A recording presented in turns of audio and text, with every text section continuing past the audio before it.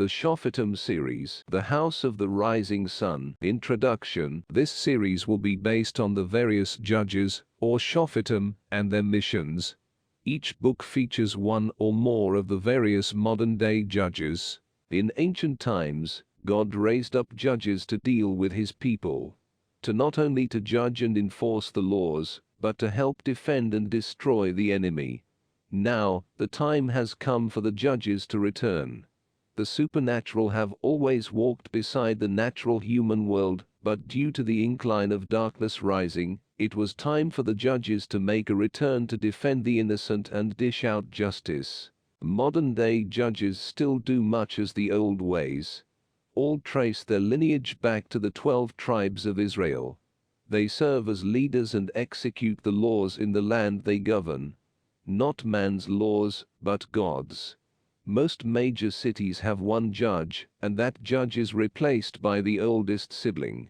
If there is more than one sibling, they have the option of becoming a wandering judge. The wandering judges wander about the world to help other judges, towns, agencies, and individuals with dishing out law and order, as well as the Lord's vengeance and justice. Most judges have their unique abilities, granted unto them individually by God based on their talents, but all can see into the spirit realm. The judges have power to decide justice and punishment right then and there on the spot, while agents must bring the creature in, unless it is a life or death situation. Basically, agents are the police and judges are the judges. Like the judicial system, their word is the last. They are often aided by angels in taking down the strongholds and powers of darkness. Two kingdoms are at war, the light and the dark, each having rank and armies.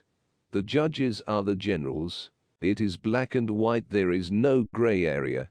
I wanted to make it clear that the agents of the darkness are not cool, hip or awesome. Evil is evil, but in these times, evil is called good and good evil. Jesus said that would happen, but in this series, I call it how it is. All evil and powers given by Satan are darkness. All witchcraft, speaking with the dead, divination, horoscopes, etc. It is not of God. Most do not understand or want to believe. The dead are dead. These so-say ghosts are just crafty demons. People have a chance to repent, turn from their ways, and strive to live for God. They are given this chance, but if they deny it, the sentence is given by the judge. What are judges? Then the Israelites did evil in the sight of the Lord and worshipped and served the Baals, and they abandoned the Lord, the God of their fathers, who brought them out of the land of Egypt. They followed other gods from the gods of the peoples who were around them, and they bowed down to them, and offended and provoked the Lord to anger. So, they abandoned the Lord and served Baal, the pagan god of the Canaanites, and the Ashtoreth. So the anger of the Lord burned against Israel, and he gave them into the hands, power of plunderers who robbed them, and he sold them into the hands of their surrounding enemies, so that they could no longer stand in opposition before their enemies. Wherever they went, the hand of the Lord was against them for evil, misfortune, as the Lord had spoken, and as the Lord had sworn to them, so that they were severely distressed. Then the Lord raised up judges who rescued them from the hands of those who robbed them. Yet they did not listen to their judges, for they played the prostitute after other gods, and they bowed down to them. They quickly turned aside from the way in which their fathers had walked in obeying the commandments of the Lord. They did not do as their fathers. When the Lord raised up judges for them, he was with the judge, and he rescued them from the hand of their enemies all the days of the judge, for the Lord was moved to pity by their groaning, because of those who oppressed and afflicted them. But when the judge died, they turned back and behaved more corruptly than their fathers, in following and serving other gods, and bowing down to them. They did not abandon their practices or their stubborn ways. So the anger of the Lord burned against Israel, and he said, because this nation has transgressed, violated my covenant, binding agreement, which I commanded their fathers, and has not listened to my voice, I also will no longer drive out before them any of the nations which Joshua left to be conquered when he died, in order to test the loyalty of Israel by them, whether Israel will keep the way of the Lord to walk in it, as their fathers did, or not. So, the Lord allowed those nations to remain, not driving them out at once, and he did not give them into the hands of Joshua. Judges, -2:11-23. Amp, The spirit world is real, more real in fact than this so-called reality you and I live in. There is a constant war going on between the rulers of powers and principalities of darkness and heavenly host, angel, who ruled by our God Jesus. Some of God's creation walk in ignorance, some in light and others in darkness, but we have no real power. Only the power granted by Jesus, or a lesser power for the dark granted by the fallen ones and their leader Satan. Judges of today. The story of the judges seems to describe successive individuals, each from a different tribe of Israel, described as chosen by God to rescue the people from their enemies and establish justice. The book of Judges mentions 12 leaders who judged Israel. Othniel, Ehud, Shamgar, Deborah, Gideon, Tola, Jephthah, Ibzan, Elon, Abaddon, and Samson. The judges today can each trace their lineage back to the original judges of ancient times. The first of the modern judges began in the 1800s. Only a few humans were given the power of the judges. Among them were Catherine the Great, Daniel Boone, Wyatt Earp, and many more across the globe. During the 1900s, the judges gathered together in Jerusalem and created an elder group of judges that would govern the others and pass laws as well as judgment. This was known as the Code or Council. Chapter 1. For we are not wrestling with flesh and blood, contending only with physical opponents, but against the despotisms, against the powers, against the master spirits who are the world rulers of this present darkness, against the spirit forces of wickedness in the heavenly, supernatural sphere. Ephesians, -6:12-AMPC. Through faith we understand that the worlds were framed by the word of God, so that things which are seen were not made of things which do appear. Along the Mississippi River, nestled between the city of New Orleans and the swamplands, there sat a large plantation house. The large two-story white antebellum-style home lit up the darkness of the night like a beacon, calling humans and non-humans alike. Not only was the light from the house intoxicating, but the sign in the front that read "House of the Rising Sun" drawing them in. The energy and atmosphere of this place was like a magnet to both humans and non-humans alike. Smooth jazz echoed down the river, inviting others to follow the sound and get lost inside the home. The bottom floor of the house consisted of a gambling room, a bar, and a small stage for entertainment, where dancers and singers performed. The top floor had 15 rooms for the guests if they wished to stay and partake in the other services the home offered. This den of iniquity was packed nightly to satisfy the city's unseen lusts. A place where humans, rich or wanting to become rich, could experience the supernatural in ways never heard of. Many souls were drawn and lost behind the doors of the house. The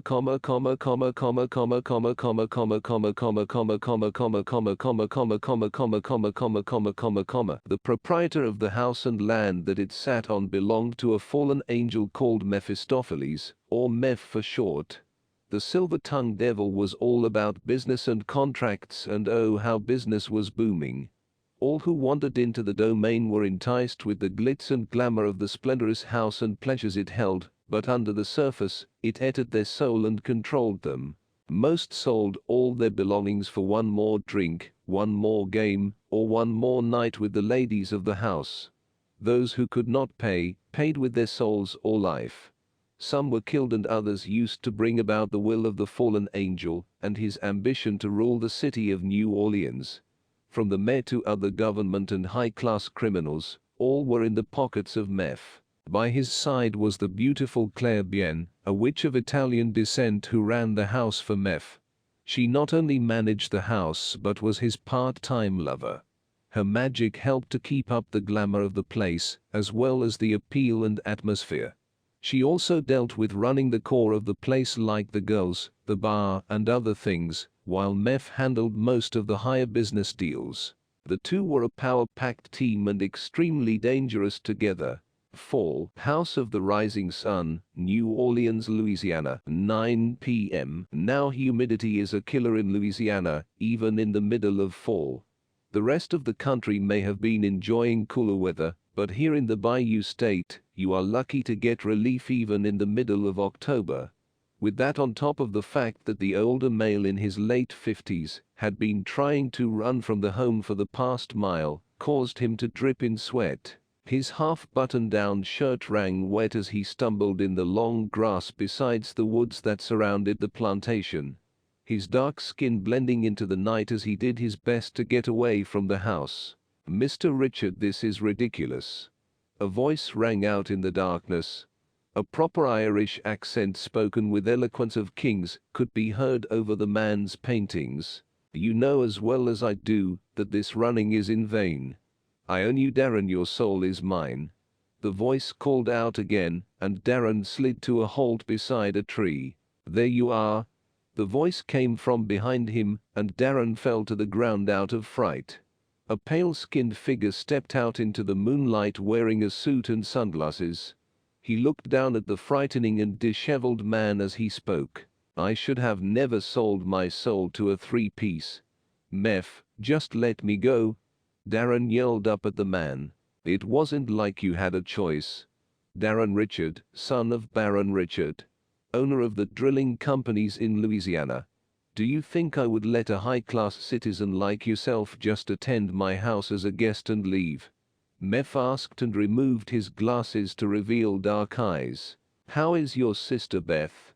Still married to Wyatt Ross's?" He continued in a friendly manner. "No. She divorced him."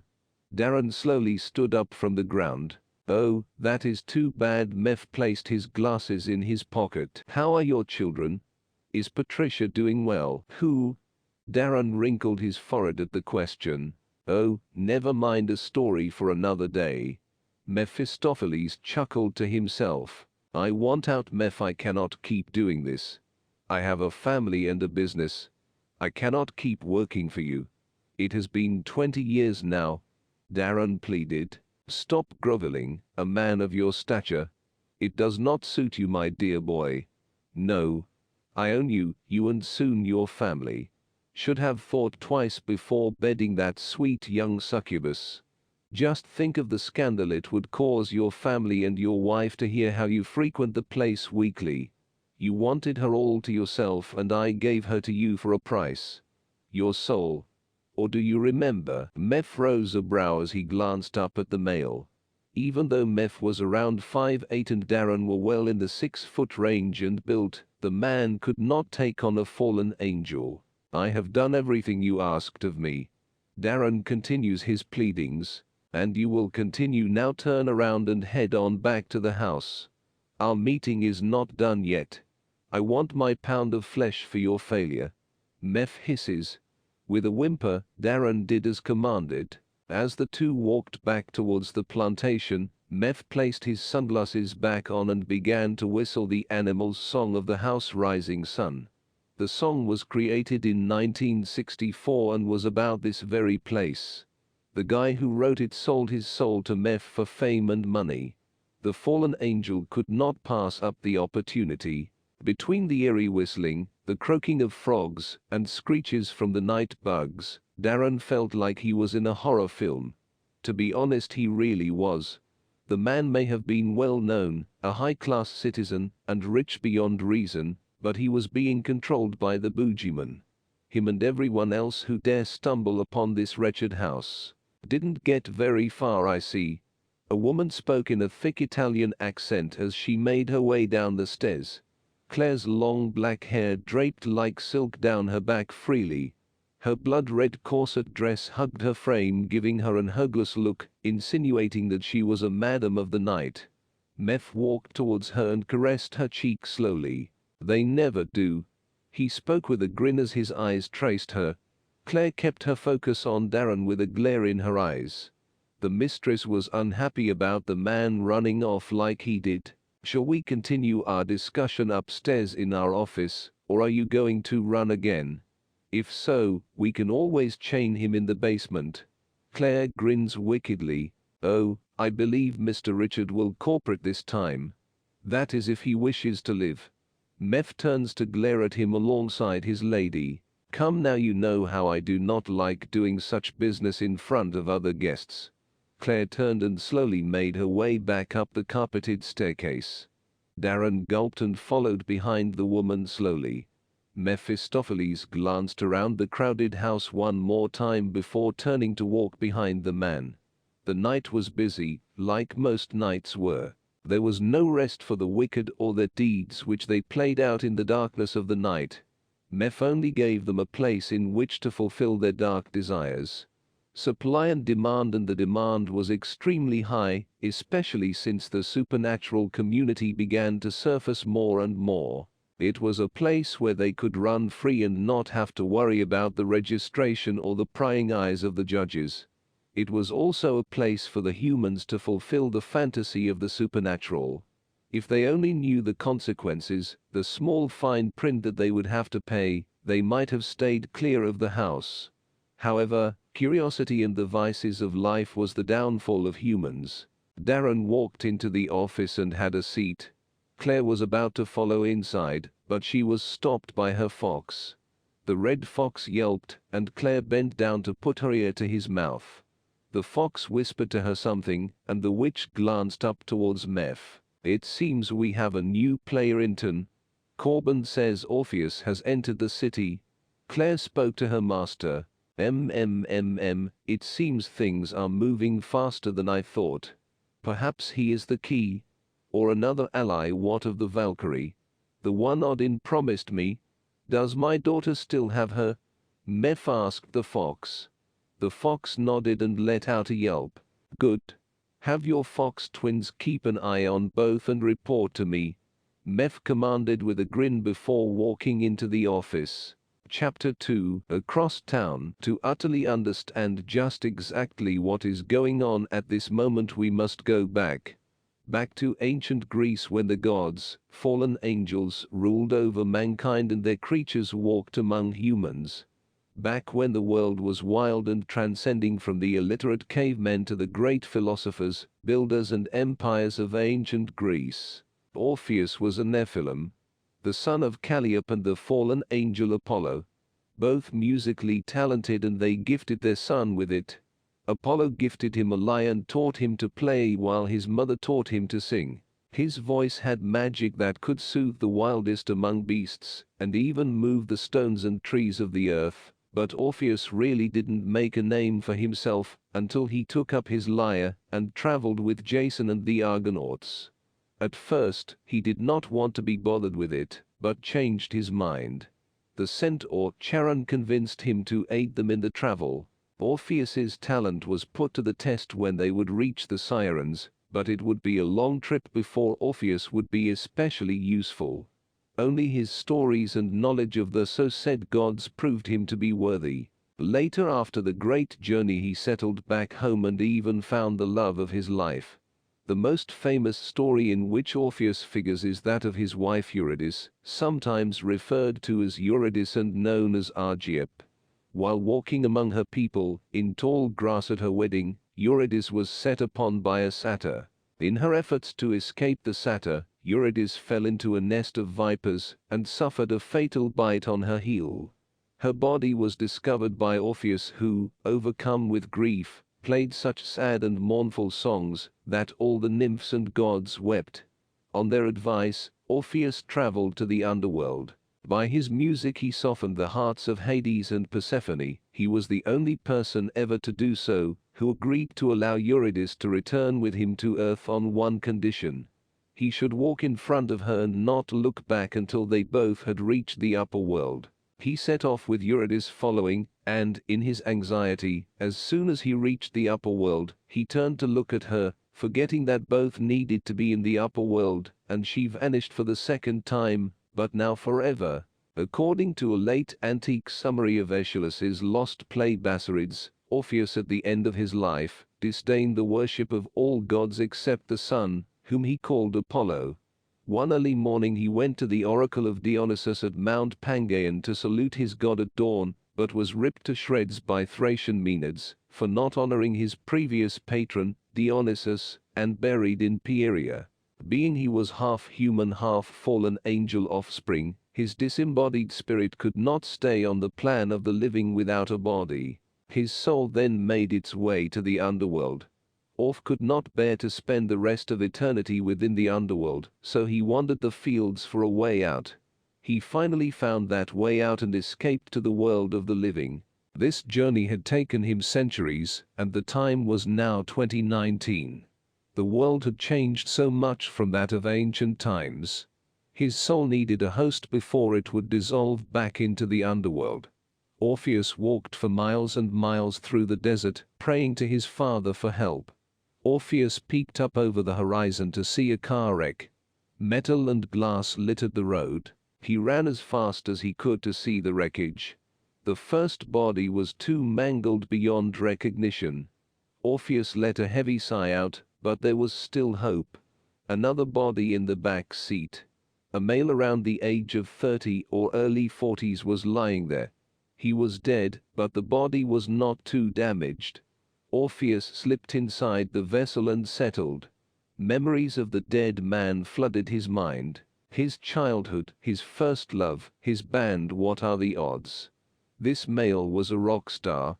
The perfect cover for the musically talented demigod. It also would give him a chance to feed off the energy of large crows. A false idol would give him worship and more energy. Now the only trouble now was for him to blend in with the band and not let Hades know of his escape. Meph knew he needed the key to open the pit that lay under the house. The key to this pit was not a metal key, but a voice. A keynote, and Orpheus, being one with such powers, was that key. All the fallen angel needed to do was convince Orpheus to side with him. The fallen angel would also need a general to control the army of evil spirits that would come from the pit. The warrior was a Valkyrie Odin gave to Meph, however, she was unaware of any of this. The woman was in the care of Meph's daughter Tess. When the time came, she would be brought and told everything, but first he needed to get Orpheus on his side. Orpheus and his band had just arrived in New Orleans. Orpheus knew he would run into other creatures and possible underworld creatures out to drag him back. It was just not as many as he expected. The world was overpopulated with human mortals who had long forgotten the myths and monsters of old. They ruled the world, and the power of the gods were weak and almost obsolete. He sat in the back of his tour bus and watched the television. He was lucky in having the old rocker memories. He did not look out of place and knew how this modern tech worked. The perfect cover and his 3 other band mates did not suspect a thing. Dead Man's Voice was the perfect name for a band, he thought to himself. Orpheus was wearing a dead man's skin since demons or demigods needed a vessel in order to walk on this plane, so the name fit perfectly. Orpheus turned the TV off and glanced outside at the passing cars. He must have wandered about the underworld for thousands of years before reaching the surface. It was amazing how much things had changed. Almost too much to be true. Tyler, I mean Orpheus. A band member yelled from the front. Orpheus jumped and realized he was being called. Yeah, what's up? He sat up and peeked around the small corner at the other man. We are almost at the hotel, the bandmate said before going into the bathroom. All right. Orph slowly got up from the couch and grabbed his guitar. A mighty fine upgrade from the lyre, and like the lyre this guitar would never leave his side. The guys wondered why all of a sudden their lead singer was now sporting a guitar with him at all times, and he simply played it off by saying, "In case I get inspiration." The others just shrug it off. I guess it was nothing out of the ordinary. Orpheus slipped the strap over his back and walked to the front of the bus and then outside. It was a warm afternoon in the Big Easy, New Orleans. The city felt old and full of magic. Something in the air, you could say. The other band mate walked out behind him. We are going to check in, he said, carrying a bag. I'm going to go exploring a while. Orpheus patted his shoulder and turned and walked down the sidewalk. The man shook his head and walked alongside the other band members inside the hotel. The show was not till tomorrow night, but they had a long trip and wanted to rest up until then. Orpheus wanted to explore to learn more about this city. Glow from a fairy whizzed by and Orpheus ran after it. He had not seen a pixie in ages. The light trail floated behind the little pixie as she took off and out the city. Orpheus ran after her, wanting to see if he could possibly find more. He remembered back in his day singing for them as they danced around him. The guitar bounced on his back as he jogged not too far behind her. Hey, wait, the humans must have thought he was crazy. They are most likely only thought it was a lighting bug, but he saw the truth. The demon ran down the street chasing the thing, laughing. On the other side of town, Laura sat her bags down in her friend's house in the heart of New Orleans, about 2 hours from where Laura lived. Her job had sent her out there to set up the new office they were building along with the new stores. Laura was quick to leap to the job. Being recently separated from a 5-year marriage, she felt the time with friends and a break from her home would help. Her friend Tess loved having her up there for the month-long visit. Her other best friend Diana would be joining them later that week. Diana was her best friend and was there for her through everything. In fact, it was her who pushed Laura to take the job and go stay with their friend Tess. It was to be a month-long girls' night. Laura called out for Tess as she walked into the house. She didn't hear her, so she decided to take her bags up the stairs. Tess must have been at the store stocking up on food and liquor. Laura was not much of a drinker, but she knew Tess would want her to go out and drink in downtown French Quarter. Laura chuckled at the idea and the thought of her and her friends cutting up. The three were close since Laura was young. As far back as she could remember, Tess had been by her side. Laura tossed her suitcases on the bed and plopped down on the side of it. She laid back on the bed and took a deep breath. Suddenly the silence was interrupted by her phone vibrating. Laura took the phone out of her pocket quickly to check it. Diana had left her 10 messages and Tess one. She shook her head reading them. She texted them back to let them know she was there and all right. Laura then hopped up from the bed and began to save her clothes in Tess's one of many spare bedrooms. For some reason, her buddy had always been rich, family money or something. Laura never did ask how Tess got so wealthy. The blonde just accepted it. When she was finished, Laura walked downstairs and plopped on the couch. Thumbing through her phone texting, she played her favorite band's music to break the silence of the house. The blissful relaxation was interrupted by Tess coming in the door. "Hey hun," Tess said, dropping the bags and going over to hug Laura. Tess was a tall Brazilian bronze-skinned woman. She looked almost like a model compared to Laura. Laura was average height and average looks. Laura was a simple kind of beautiful, while Tess was a made-up beauty queen. "I'm so glad you could make it. I got you a treat." Tess smiled and walked back to grab the bags. "Well, I know how you like your art and such, so I bought you some supplies. You can paint me some things to decorate this place." Tess sat the bags in the kitchen and walked towards the door. "Oh, Tess, you didn't have to do that." Laura smiled, following her outside. She walked down the side door that led directly onto the sidewalk and street. Tess walked to the trunk where it was stuffed with bags. While walking beside Tess, Laura grabbed bags to help her friend out. "Dang woman, you bought the whole store?" Laura jokingly asked while walking back in the house with her arms full.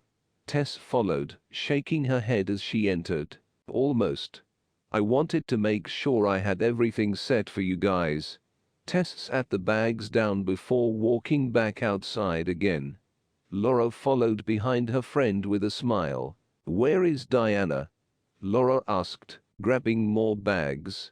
"She is on her way, probably here in an hour." The women made a couple more trips back and forth to the car and house to finally empty the car. The kitchen floor was so scattered with bags, you could not see the tile. What I want to know is who helped you get all these bags in that car? Laura asked, tying her long blonde hair in a ponytail. Tess turned and gave her a wink. A cute helper at the store. She squinted her nose at Laura. Laura let out a chuckle and tossed an empty bag at her. You a little hooker, you get his number? Why am I asking? Of course you did. Laura was about to tease Tess some more, but her phone rang. She reached in her pocket and answered it. Oh Lord, Diana, what now? She asked, rolling her eyes. Diana was the type to talk your head off. She needed constant conversation. Tess could hear Diana's mouth from across the kitchen, and she screamed towards her. Let that hoe worry about driving. Laura laughed at her words before continuing on the phone. Yeah, just get your butt over here. Laura tossed boxes of cereal at Tess to pick up. Laura put the phone on speaker so she could sit it down, then continued to help Tess pick up the food and supplies. Well, I passed this one guy up on the highway and he started riding my bumper. Diana rambled on. Laura started to get a headache as she listened. She had been getting them a lot lately, but brushed them off thinking it was because of the stress. Laura reached up and pinched the bridge of her nose. Suddenly a light bulb flickered and went out. Tess jumped and glanced towards Laura. Are you okay? Tess went to the phone and picked it up. Hey Diana, we got something to do, so we will talk to you when you get here, okay? She said sweetly and hung up the phone. Laura, why don't you go lay down until Diana gets here? Then we can all go out for a drink, huh? She walked over to Laura, patting her on the shoulder. Laura nodded and wandered off upstairs. Tess watched her walk away. The look on her face showed she knew what was really going on. The time was coming Laura would know the truth about herself. Diana arrived at Tess's house that afternoon, busting through Tess's double front doors. Hey, the short stocky woman ran towards Tess. Diana's brown hair bounced up and down as she ran. The two friends hugged each other tightly. Where is Laura? Diana asked, looking around. Tess pointed upwards. She went lay down. I think it's starting. Tess gave Diana a sideways glance. Diana looked towards Tess with a puzzled look. Did you tell her yet? She asked, but Tess shook her head slowly before letting out a deep sigh. I don't know how. She would freak about it, and about us. What if we told her who we really were? Let us just give it some time. We must make sure she is fully committed to our side. She needs to accept the darkness. Diana nodded in agreement. She then began to sniff the air a bit. You got something cooking? Diana asked as Tess giggled. No, but I'm sure Mrs. Thibodeau down the street is cooking. Sometimes I am impressed by your sense of smell. You a wolf or bloodhound? Tess joked sarcastically. Bahahaha. Diana laughed with an equal sarcasm. Are you a stand-up comedian or spawn of Satan? Tess gave Diana a look. I am a succubus, get it right. You know my father is Meph. Diana, don't be stupid. She winked at her. Yeah. Princess of New Orleans. Diana waved her hand at Tess as she went outside to get her bags. Upstairs, Laura tossed and turned in the bed as she napped. Sheets wrapped around her legs as the bed was a mess. Flashes of blue light and screams filled her dreams. Laura could hear a man singing to her. A voice she had never heard before, but it felt so familiar. It was deep and inviting, full of passion, and it calmed her raging fury. Laura jumped out of her dream by Tess shaking her awake. Laura, are you okay? Laura sat up gazing at her friend before noticing the room. It was a complete mess.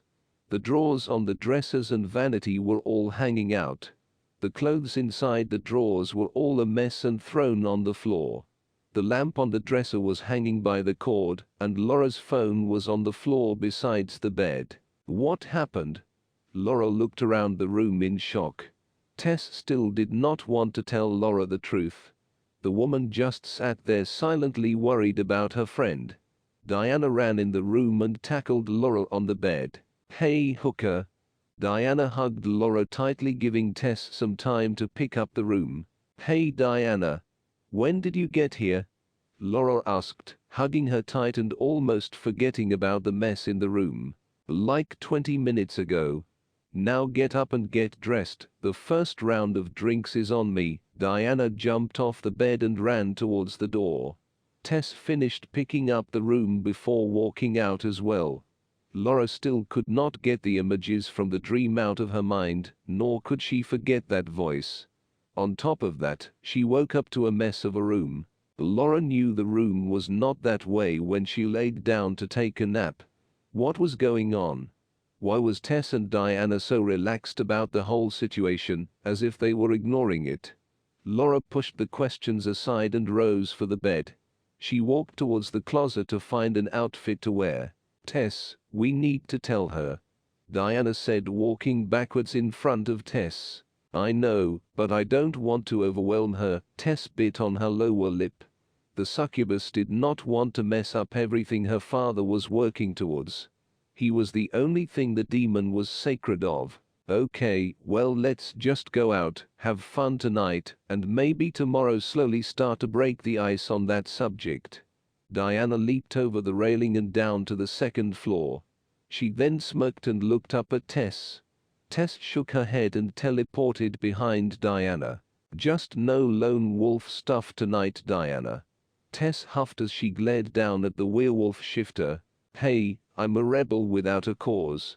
Plus, that shifter deserved it last time. Trying to take on a werewolf.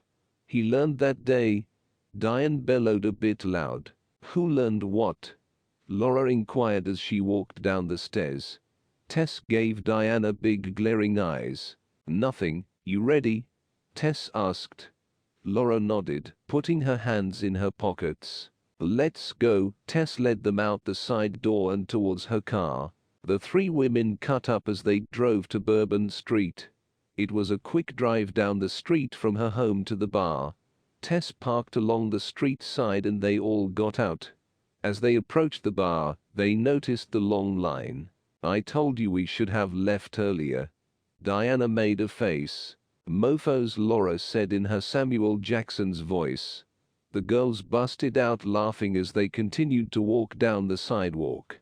"Don't worry, I got this." Tess walked ahead of them towards the bouncer. She batted her honey-colored eyes and turned to beckon the girls with her finger. "How did she do that?" Laura asked. "If I told you I would have to kill you," Diana said in a deep voice. "Shut up," Laura said back in a deep voice. The two girls jogged over laughing as the bouncer let them in the bar. "Dang, where are we gonna sit?" "The bar." Diana looked around. Laura stood behind them looking as well. No. This is my town, and my girls deserve the best." Tess waved and a short man in a cheap suit ran over to her. "Muzelm, what can I do for you?" He spoke nervously. "The usual for me and my girls here." Tess spoke in her thick Brazilian accent and gave the man sweet eyes. Tess had a way about her. Laura could not explain it, but all Tess had to do was bat her eyes, and people did stuff for her. It also helped due to the fact she was rich and well known. "Right this way." He led them to the VIP lounge upstairs. "Well, never had this type of treatment." Laura made a crazy face. "You are with me, babes." Tess grinned as she slid in the velvet booth. Diana followed her and Laura sat across from them. The waitress approached their booth with a smile. "So, what can I get y'all ladies?" she asked. "I'll have one of those." Tess pointed to the cute guy across the room. The waitress laughed as Diana rolled her eyes. "Teresa Elm. Just order." "I'll have 2 of everything," Diana commanded as she didn't even look at the menu. Laura shook her head a little at the whole scene before glancing around the room. Okay, I'll have a bottle of Jack." Tess then looked at Laura. Laura was in a daze. She was still thinking about the weird dreams she had been having lately. "Laura." Tess spoke her name. When Laura did not reply, Diana kicked Laura under the table. "Ouch, wench." Laura hisses to Diana. "Order. I want my drinks." Diana stuck her tongue at her. "I'll have a strawberry daiquiri." Laura spoke softly to the waitress. "And she will have some Jack and Jose and Jim." Tess waved and winked at the waitress. The waitress smiled and walked away to go and fill their orders. "What's up with you?" Tess asked Laura. "She needs to get laid," Diana said. "No." Laura spat out. "I'll be okay." Tess knew partly what was wrong, but was afraid to break it all out at this moment. The whole truth about the woman would be too much for her to handle all at once. The waitress brought them their drinks and sat them on the table. "Now this is what I'm talking about." Diana grabbed her drink and began drinking. Tess took hers as well, while Laura snapped out her days. "Have you ever had a dream that felt so real?" Laura asked, sipping on her straw. "Oh yeah, those dreams are the best." Tess giggled. "Amen." Diana yelled. "You have to be so loud." Tess snapped at Diana. Laura listened to them fussing at each other for a moment and smiled. She shook her head side to side as she sipped her drink. The band started up on stage and a voice slowly rang out. Laura's head perked up as she looked toward the lower level. She quickly rose from her seat and walked to the railing. Looking down, she noticed the crowd that gathered around the stage. The singer's voice was so captivating. His voice was a little deep, but not too deep. It sounded so familiar, like she had heard it before. Laura was under the spell of this man. He was dressed all in a black. He wore a ratty black t-shirt and black skinny jeans. His hair was also black, wavy and rested on his shoulders. Laura lost herself in the music. It was as if she was put under a spell, and his voice, was it the same in her dreams? Tess watched Laura as she took her shots of Jack. "What's up with her?" Diana asked Tess. "Well, she just separated with a man she lived for 5 years with." Tess took another shot. "But he was a jerk. She deserves better." Diana shook her head. "Plus, I think we have another player in the game. The singer is feeding off the energy and worship." Tess pointed to the demon disguised as the rock star on stage. Diana shrugged before getting up and walked over to Laura. The wolf grabbed Laura by the wrist and practically dragged her down the stairs. Laura was snapped out of the daze and chuckled a little bit. Tess rose from her seat and followed. The three friends danced among the crowd happily. Every now and then Laura would look up at the stage to watch the singer play his guitar and sing. It was as if his music was written just for her. The way he calmed her nerves, it was almost magical. Laura then looked over at Tess. The Brazilian had 2 hunks on her, dancing slowly. Laura laughed to herself before glancing towards Diana. Diana was dancing all over the place. She even smacked a guy on his butt. Laura laughed and danced over to her. Tess joined them and the two cut up and danced the night away. Chapter 3. The next morning the house was quiet. Laura was by herself in the living room painting, while Tess and Diana went to handle some business. Laura didn't know exactly. When she woke up, they were gone. Laura wrapped her long hair in a bun and wiped the excess paint on her shorts. She was a messy painter, often using her hand for a palette, so it often got on her clothes. She was painting a beach scene for Tess's bottom bathroom. The blues swirled with green. Painting let her escape along with the music playing in the background. Laura was snapped out of her painting by screams. At first, she didn't know what was happening. She sat down with her brush and walked over towards the side door of the house. Laura peeked her head out and looked both ways. The screams were faint but growing closer. She glanced to the left once more, seeing a man running towards her direction. He was looking behind him as if he were being chased. Not far behind him was a crowd of screaming people. "What the?" Laura asked as she watched the man run closer. She gasped as she recognized him. It was the singer from the bar. As he went to run past her, without hesitation Laura grabbed him by the shirt and dragged him inside. She pushed him against the wall and quickly closed the door. "What the?" he huffed, barely able to talk. Laura watched out the window on the door as the women ran past screaming. He went to talk again, and Laura placed her finger over his mouth. His 5 o'clock shadow tickled her finger a bit. One of the women knocked on the door. Both stood silently looking at each other. Laura gave him big eyes, signaling him to stay quiet as she answered the knock. "Hey, have you seen a guy run by here?" the red-haired girl asked. "I think he turned left up the street." Laura lied, still holding her finger over the man's lips. He held his breath and just stood there blinking. "Okay, thank you," she said in a squeaky voice, running off. Laura removed her finger as she closed and locked the door quickly. She then turned to face him. "Thank you. Those fangirls are crazy," he said. "You are welcome, but I suggest you lay low in here a while." Laura smiled and walked down the small step back into the living room. He waited a moment and looked at the door before following her. "I didn't get your name," he asked as he watched her walk to her painting. He stepped down the step and towards her. "Laura, and how about you, Rockstar?"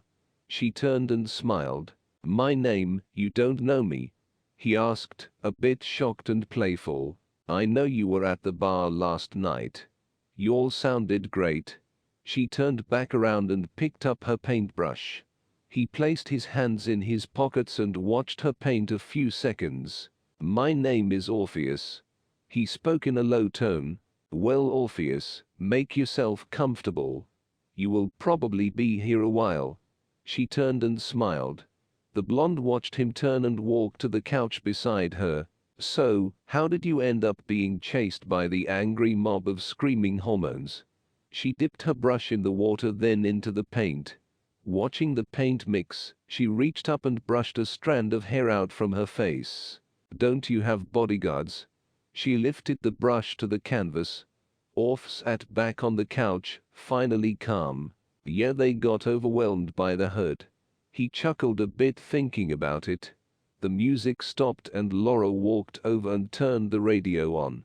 Her bare feet walking silently across the wooden floor. "Do you want anything to drink?" Laura asked as she walked. Orpheus gave her a nod. "Yeah, I'll take a water." He leaned his arm on the back of the couch. "This is a nice house you got," he said, looking around. Laura came back to the living room with a bottle. "This is my friend Tess's house. I'm just staying with her for a while." She handed him the bottle. He took it and thanked her. Laura worked some more on her painting, and Orpheus watched her. He studied her curiously. The demon thought she was an average-looking woman. Not an extreme model or flashy beauty, but a southern down-home type. She had a girl next door look about her. "You know you are really good at that." He drummed the water bottle against the couch cushion. "Thanks, I've been painting and drawing all my life." She backed up a bit to study the painting. She huffed and sat everything down. She then walked to the couch and sat a few inches from him. "No one is going to worry you are missing your band's mates, or you can use my phone if you need," she offered. "No, it's all right. Let them sweat it out." He smirked. "So you live around here?" he asked, turning in his seat to face her. "No, I live like 2 hours away. I'm just out here to help the job I work with. They are opening up a new building up out here and need someone to help train and such." She leaned her elbow on the back of the couch and leaned her head on her hand. "Well, you already know what I do." He smiled. "Oh, I do, get chased by screaming girls. They must be lining up at your hotel room." Laura shook her head. Yeah, they do, but I love creating music and performing, so I have to just accept the crazy along with the good." Laura nodded as he talked. "You really do have a great voice. The lyrics in your music are so deep." Laura caught herself staring a bit too long into those eyes of his. He looked away when he met her eyes. "I just try to write about my past and things I have gone through, you know." He watched her turn her head. Just as Laura was about to speak, the door flung open and in walked Tess and Diana. Girl, the line at the store was horrible. Oh, look how good it's coming along, Tess said, running to her painting. Orpheus sat up and watched the two other women. Yeah miss, let's try on every dang shoe in the store. Diana tossed the bags on the floor. She stopped talking when she saw Orpheus. Diana walked by Tess and poked her. Diana's body and face are still staring at Orpheus. Tess turned around and saw the man sitting on her creme leather couch, his all-black attire sticking out against it. Well, Laura, I didn't know we had guests. She smiled a bit, but it was forced. Diana sniffed the air a bit. She then elbowed Tess. Tess stomped on Diana's foot and walked over to Laura.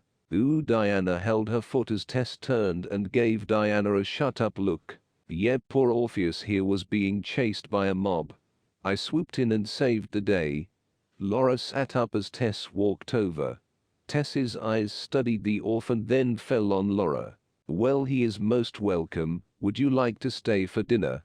She asked. What? Diana spoke up, still holding her foot. Tess whipped around and stuck her the bird. Oh, I'm sorry.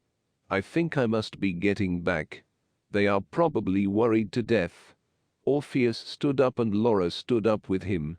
It's no trouble, Orpheus, you can stay if you like. Tess spoke. Tess knew exactly what he was and wanted to know why he was there. Orpheus smiled down at Laura and then looked at Tess. Worry had her face pale. He knew that Tess was a succubus, a demon like himself, and Diana, she was a werewolf. Laura was human, well, sort of. He could sense something underneath, something that was blocking her true power. Laura was wondering why Diana was so fussy about Orpheus being there. She also wondered why Tess looked as if she just saw a ghost. What was going on? These past couple of days had been crazy, like an episode of The Twilight Zone. Orph looked back at Laura sweetly to calm her. Thanks, but I really need to be going. He looked down at Laura a little too long for comfort. Tess cleared her throat. Well, anytime you are welcome, Orpheus, is it? She asked. Yes, Orpheus, and if you want, I can give you a ride back to wherever you are staying. Laura offered. All three of them said no at the same time. No, thank you though, Laura. He turned and made his way to the door. Laura gave them all a bewildered look as she walked behind him. Are you sure you are going to be okay? Laura asked with a smirk. As they reached the front door, Orpheus opened it and held on to it. I'm sure, if not I'll be sure to give you a holler. You can beat them off with a broom for me. He grinned. Laura could not help but chuckle a bit. Well, I prefer a bat, but hey. Laura shrugged her shoulders a bit. Orpheus went to walk out and stopped. Something made him. He did not quite know what it was about her. He stood in the doorway for a moment. Hey, we're putting on a show tonight at the House of Blues, if you want to come by. He looked up and over her, seeing Tess and Diana watching. He knew they were not liking him too much, but who cared? It was something about Laura. He could not quite understand, but he was attracted to her and the power that faintly radiated off her. Plus, the troublemaker wanted to piss off the other demon and her pet werewolf. That sounds nice. I might just do that. Laura nodded, watching him peek out and make sure there were no swarming fans. Laura peeked out with him. She then looked up at him with a smirk. I think the coast is clear from crazies. She patted him on the shoulder. A spark shocked her. She jumped a little and looked at her fingertips as Orpheus stepped out. You okay? He asked, standing in the street. Yeah, static I guess. She smiled. Diana walked over to the door angrily. They were taking too long. Okay, well, see you later. Diana closed the door on him. Diana, Laura said out loud. What? Diana turned her around and pushed Laura to the couch. Orpheus shook his head as the door closed. He then turned and walked back to the hotel. Laura was fresh on his mind as he did so. He wondered if she knew who her friends really were. Laura seemed like a normal human, but he did sense something blocking her. But what? What was hiding in Laura? Okay, what is the big idea? Laura asked as Diana sat her on the couch. Are you okay? Tess asked. Diana pulled Tess aside before Laura could speak. Look, we need to tell her. Diana whispered. No, not yet. Tess broke away. I don't know what's going on, but Diana, that was messed up. You were really rude to Orpheus. Laura blurted out. Diana turned around and fussed at Laura. Well, I don't know him. She growled toward Laura. Tess just shook her head and walked to get the bags Diana threw on the floor. So, that doesn't give you the right to be that way. Laura stood up and walked to help Tess. You have no idea how big of a wench she is. Tess teased, knowing the fact Diana was a werewolf. Tess, screw you. Diana stuck her the bird. Chapter 4. Later that night, Orpheus sat backstage in the concert hall alone.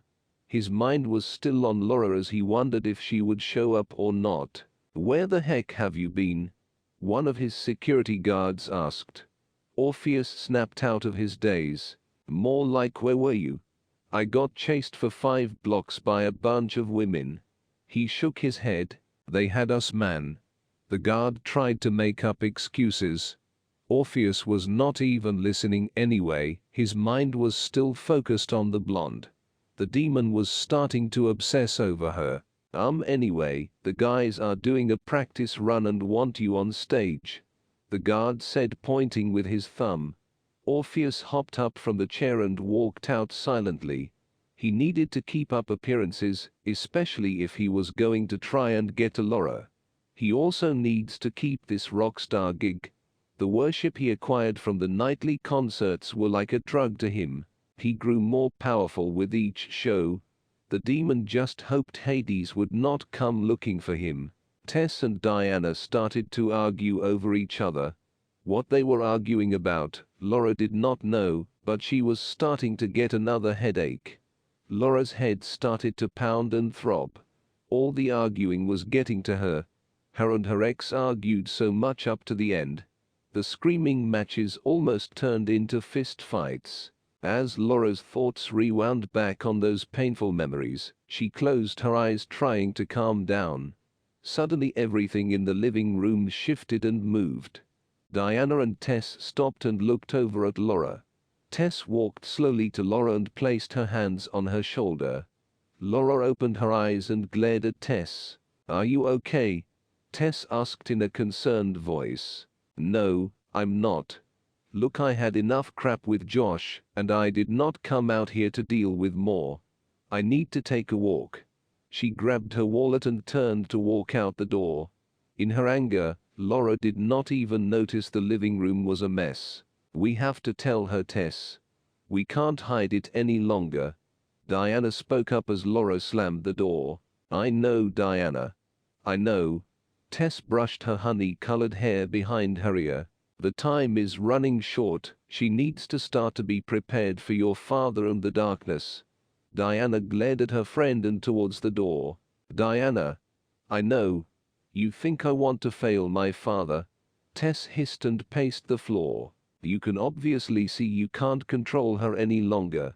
We have to move on and tell her what she is and what she has to do. Diana growled as her amber eyes glowed.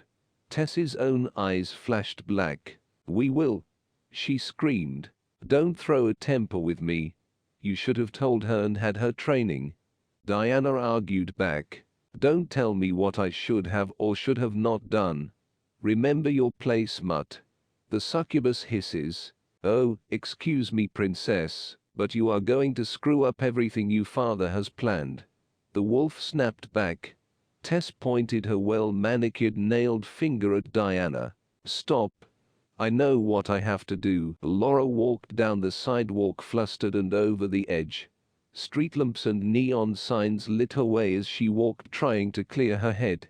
Even though she tried to push the thoughts from her head, all she could think about was how Josh had walked out on her, and the fact her friends were acting strange and fighting. Laura huffed in frustration and the streetlight popped beside her.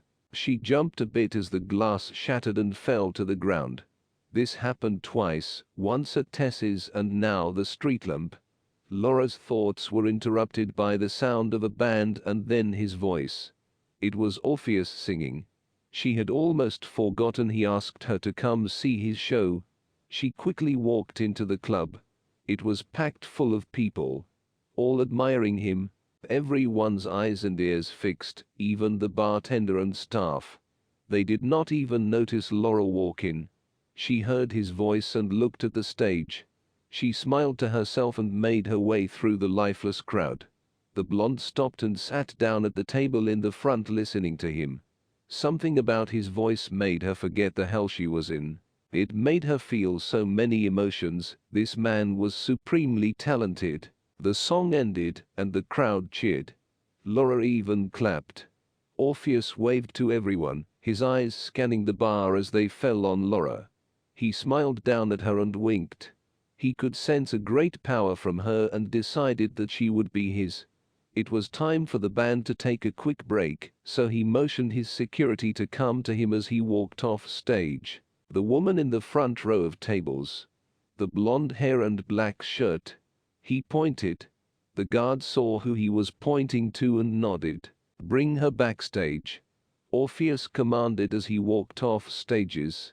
The guard then went to retrieve her for Orpheus. Laura saw the security guard approach her, and she swallowed hard. For some reason she was a bit nervous. Orpheus would like to see you, miss, he said looking down at her. She nodded and rose from her seat. She proceeded to follow him backstage. The guard opened the door of one of the rooms. Laura stepped in and noticed Orpheus drinking a bottle of water inside. Hey, glad you could make it. He screwed the cap to his water back on and walked over to her. Laura's stomach was in knots. His presence for some reason was intimidating.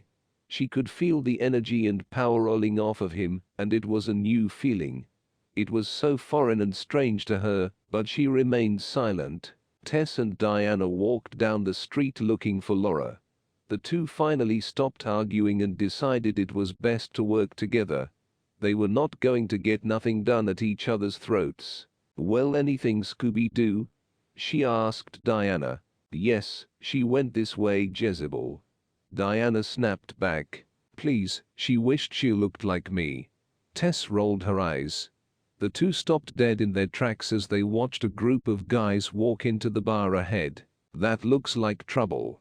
Tess knew they were demons, but not the ones who worked with her father. Laura's scent goes in there, Diana said, watching them file in. Tess and Diana looked at each other, then took off towards the bar. Those demons do not work for my father. Tess huffed as she ran in her 6-inch heels. This is going to be trouble. Diana screamed. Don't you dare say it. Tess yelled as she ran beside her. I told you so. Diana said it anyways. Orpheus stood inches away from Laura as he beamed down at her. So, what, you called me back here for an interview? Laura rose a brow as she glanced upwards. Orpheus lifted a brow as well. Huh? He asked. For lead security? Sorry I didn't bring my bat or broom. She chuckled as she joked. Orpheus cracked a smile and chuckled.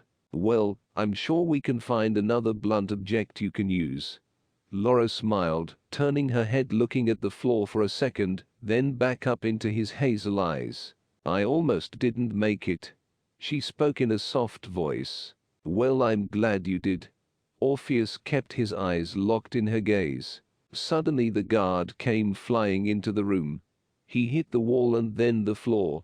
Orpheus and Laura looked at the guard on the floor, then turned their head to the doorway. Laura turned and stood beside Orpheus. A group of guys slowly filed into the room with them. Laura, you need to get out of here, Orph said, keeping his gaze on the guys. No, I'm not leaving you. Who are they and what do they want? She whispered. We want you, daughter of darkness, little Valkyrie. The head guy spoke up in a deep demonic voice. Her eyebrows wrinkled together in complete confusion. Valkyrie? Laura asked, confused. Orpheus looked down at her. He could see it now. Whatever was holding it back before was gone, but now was not the time. Orpheus grabbed a guitar that was beside him. As one of the demons ran in towards them, Orpheus lifted the guitar up and swung it. It hit the demon in the face, making him fall to the ground. "You think you can defeat all of us, demigod? We are on the same side," the leader said to Orpheus. He was right. They were both demons, but Orpheus did not want Laura to know that. He wanted her for himself. "Maybe. Or at least improve your faces." He snarled at them. This was getting to Laura. Her breath quickened as she tried to let it all sink in. Who were these people and what were they going on about? Laura's thoughts and questions race, making her heart race. Tess flung one of the demons who was standing guard at the back entrance of the club. Another demon came running after them, but Diana leaped in the air, transforming into a huge black dire wolf, her clothes falling to the ground in shreds. She leaped onto the demon and ripped his throat out with her teeth. Diana then ran off toward Laura's scent. Tess walked over the dead body and followed behind Diana. "Look, Orpheus, this fight doesn't include you. We just want her." He pointed to Laura with his long finger. "Orpheus, what are they talking about?" she asked as they began backing up towards the exit door. "You want her? Well, you have to go through me," Orpheus said, gripping his metal guitar, and it dripped the black blood of the last victim it struck. "We need her, her power. She will be a great asset to our cause." Tess knew that, but the princess thought she could hide you from us. "Meph isn't the only one around here with power." Laura did not know what the heck they were talking about. Orpheus did not know either. All he knew was Tess was a high-ranking succubus. Maybe Meph was her father, and they had staked claim on Laura. It did not matter. Orpheus wanted Laura and he would take her. Orpheus and Laura finally backed up enough and reached the exit door. He pushed it open with his foot and pushed Laura through it as he turned and ran. He grabbed her wrist, and they ran down the long hallway frantically. The other demons took chase right behind them. Tess and Diana reached the room where Orpheus and Laura had just left. Diana sniffed the dead demon and lifted her head, growling. Tess bent down. Laura didn't do this. Tess's worry grew as she stood up. Diana's ears perked up and she heard the demons running. She barked and ran off in the direction they fled. Tess ran behind Diana, her heels clanking as she tried to keep up with her four-legged friend. Laura and Orpheus reached the exit door at the end of the hall. They then ran out into a back alley quickly. Laura looked back and saw they were still being chased. Orpheus did not look back, he just yanked on her wrist, driving her forward down the alley and towards the street. They were cut off by a group of more demons.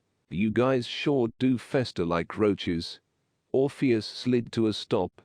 Laura almost lost her balance but caught it on Orpheus's shoulder.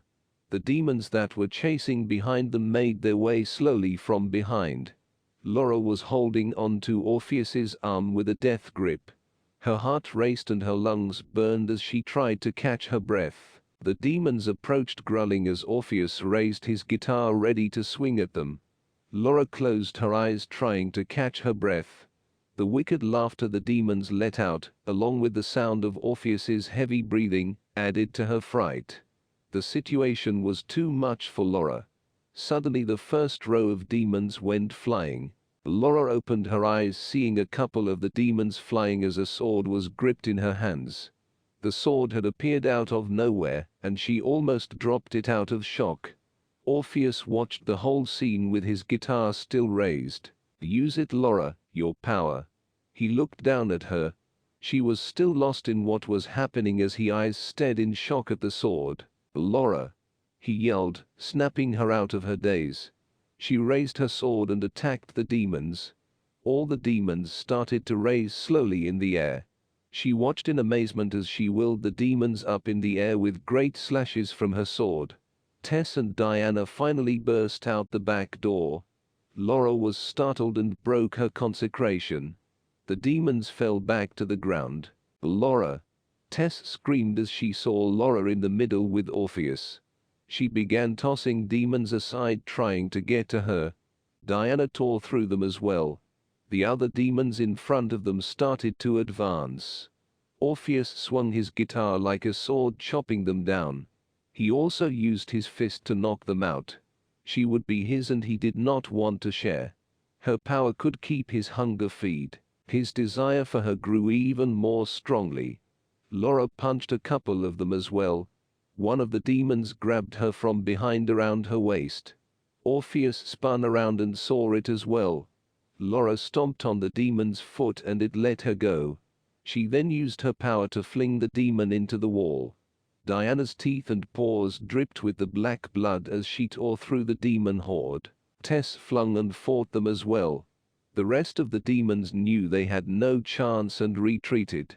The remaining surviving ran off into the night.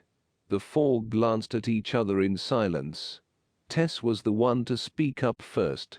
She jumped over the dead demons and towards Laura. "Are you okay?" She placed her hand on her shoulder. Laura stepped back and out of her hand in a betrayed manner. "What the freak, Tess? What is going on? Do you have something to do with this?" She snapped back at her as she dropped the Viking sword to the ground. Diana walked, still in the wolf form, beside Tess. Laura looked down and jumped at the sight. She backed into Orpheus's chest. He laid his hand on her shoulder to calm her, and to her surprise it was working. "I'm sorry, Laura, I never told you. I was trying to protect you." Tess lied as she looked away from Laura. She wanted to protect her, but not as a friend, but for her father as a weapon. "Well, now is a good time to start talking, Tess." Laura walked past them and back inside. Orpheus watched her walk away and back inside. "You never told her what she was?" he asked, still holding on to his bloody guitar. "Look, it's none of your highness's business, okay?" Tess snapped back and Diana growled. "Look, I'm not trying to come in between you and her, I'm not. I'm just trying to help." He spat back. "Help? How can you help, Prince Orpheus?" Tess asked. "Orpheus, I don't go by that title anymore, Princess Succubus," he said, rather angry. "She belongs to my father, Mephistopheles. The witch of a mother gave her up to Odin when she was a child. Odin promised her to my father. Her claim belongs to him, not you." Tess growled at the other demon. Now the picture was getting clearer. "But she has not pledged herself to him, she will be mine." Orpheus growled back. Diana in wolf form stood up and sniffed Orpheus before growling and walking to follow Laura. "You have no right." Tess's eyes glowed. She knew they were both demons and equal in power, but this was her town. Her father owned it, and no one would dare go against Meph. Laura walked back into the room they had fled from earlier. She plopped down on the couch trying to take everything in. Diana came in and rested her head on Laura's knee. Laura looked down at her. Why didn't you ever tell me?" she asked. Diana just sat there looking up at her with puppy dog eyes, whining. She did not want to shift back and be naked. "Look, whatever, I still have a show to finish." He did not want to fight her, not now anyways. Orpheus walked past Tess and into the building. Orpheus saw Laura sitting down on the couch. Diana's head perked up and she growled. "Oh, hush," he said, shaking his head as he stood in front of Laura. Now was a good time to win Laura on his side. Deceit, demons lived on it. They were the soap opera stars of the world. "Look, I have a show to finish. Stay here, okay?" Hey. He noticed she was frustrated, scared, and mixed with emotions. He bent down and kissed her forehead. Orpheus knew he had to turn her against the two, and not allow her to pledge herself to this Meph. "If they don't tell you, I will, but it's their responsibility, not mine." Laura nodded and he walked off back on stage. She could hear the band start up and him start to sing.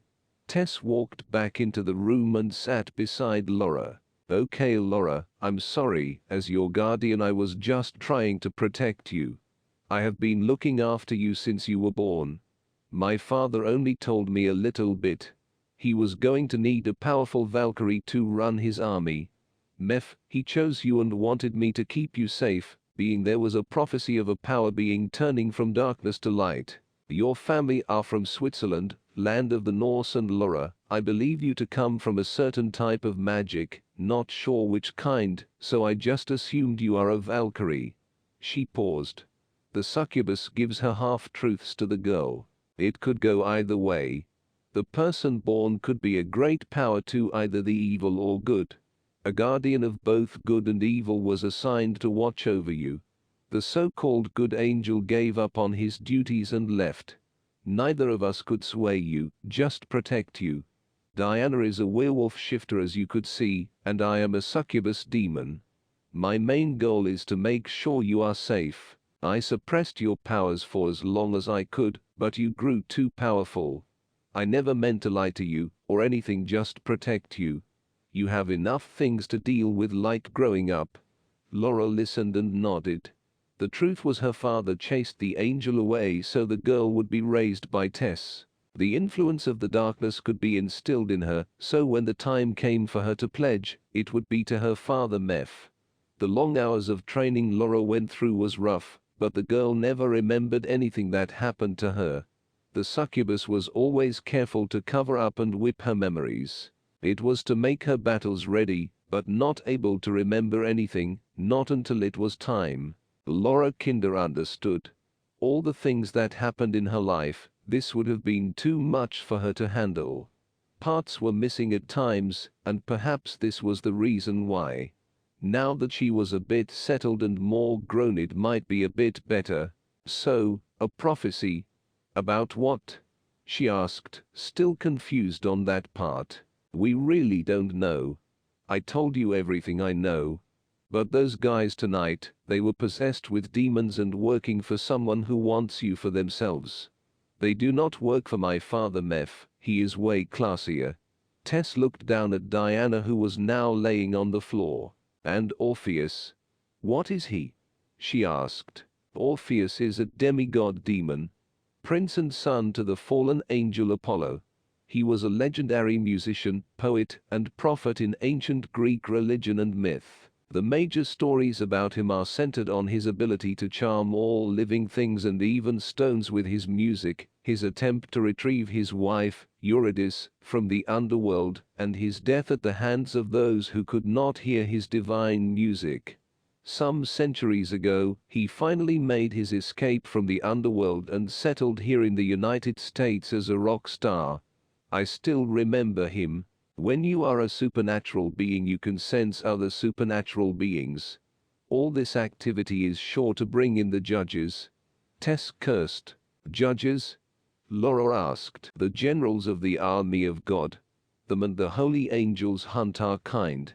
Demons like us work for the kingdom of darkness. Tess informed her.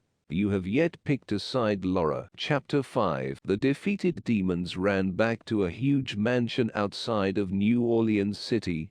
There may have been just a few, but the few brought back word of the defeat and the info to their master. The mansion sat on the outskirts of town, but on the opposite side from the house of the rising sun. This mansion was also quieter and hidden from the city. Master, I'm sorry. The lead demon was on the floor begging in front of a large desk. Behind this desk sat a dark-haired man with dark eyes. His features were sharp, and his skin was pale. The male's attire was that of the French Revolution era. He wore a high-collar shirt, vest and a long black dust coat. The man finally slammed his hand on the desk, making the demon shut up. On task, 1. To bring me the Valkyrie. He spat out in his raspy British voice. Master Reese, she had help and her power. The other demon spoke up. Help? What kind of help? He asked, lifting a brow. The demon looked down at the other one on the floor. Speak, Reese yelled. The demon jumped a bit. Orpheus and her guardians helped her. He finally said in a whimper. Reese stood up, placed his hands behind his back, and walked over to the window. Orpheus. So, he escaped Hades. It is not his time yet. Rhys ran his hand over his pale, clean-shaven face. Go, I guess I will have to handle things myself. He turned, showing his vampire teeth, and spat out. He watched the demons slink away as he remained enraged. Samuel will not be pleased. He spoke to himself as he glanced at the mirror on the wall. Across town, the show was finally over, and Orpheus walked back into the backstage room. Diana was back into her human form, and now sporting some of the dead demon's clothes. The three girls all sat on the couch talking and discussing things. They fell silent when Orpheus walked in. Orpheus sat on the opposite couch holding on to his guitar. He sat there quietly as he did not want to intrude on their conversation. Laura glanced over at him with a faint smile. So, did you know as well? Laura asked Orpheus, and he shook his head with a slight shrug. Not really. They had something blocking it. The meeting between us was just a random act of the universe. He smirked. Nothing is random. Tess spoke up. Laura closed her eyes, and bits of her dreams surfaced again. The man singing was in fact Orpheus. She knew it without a doubt. Laura opened her eyes once more and shook off the feeling. She did not want to freak them out, so she kept the dream to herself. I just want to go. I want to take a long shower and pass out. Laura stood up. The night was over, and it was in the early morning hours of 2 or 3. The Valkyrie's body and mind were drained. Not only from the fight, but the stress and information she just learned. Tess and Diana stood up along with her. Laura went to walk out the room but paused. Her hazel eyes fell on Orpheus once more. Thank you, Orpheus, for helping me out. Orpheus simply nodded towards Laura and watched them walk out. He knew this was not the last time he would be seeing Laura. The two had a destiny with each other, and the rock star knew it. The three finally reached Tess's home in silence. Laura dragged herself up to her room and closed the door with a slam. It was so much to take in. Not only did she find out she was a Valkyrie that had powers, but all kinds of supernatural things were after her. Even her friends were not what she thought they were. Her whole life was a big lie. Missing parts still left a blank space in her mind, and no matter how hard she tried to remember them, she could not recall. Laura hopped in the shower and washed all the dirt and blood off her. She wanted to run away and leave the two that had her deceived, but she had nowhere to go. All her life all she ever knew was Tess and Diana. Her mind then fell on Orpheus. Maybe she should run away with him. Laura wanted nothing to do with this dark army.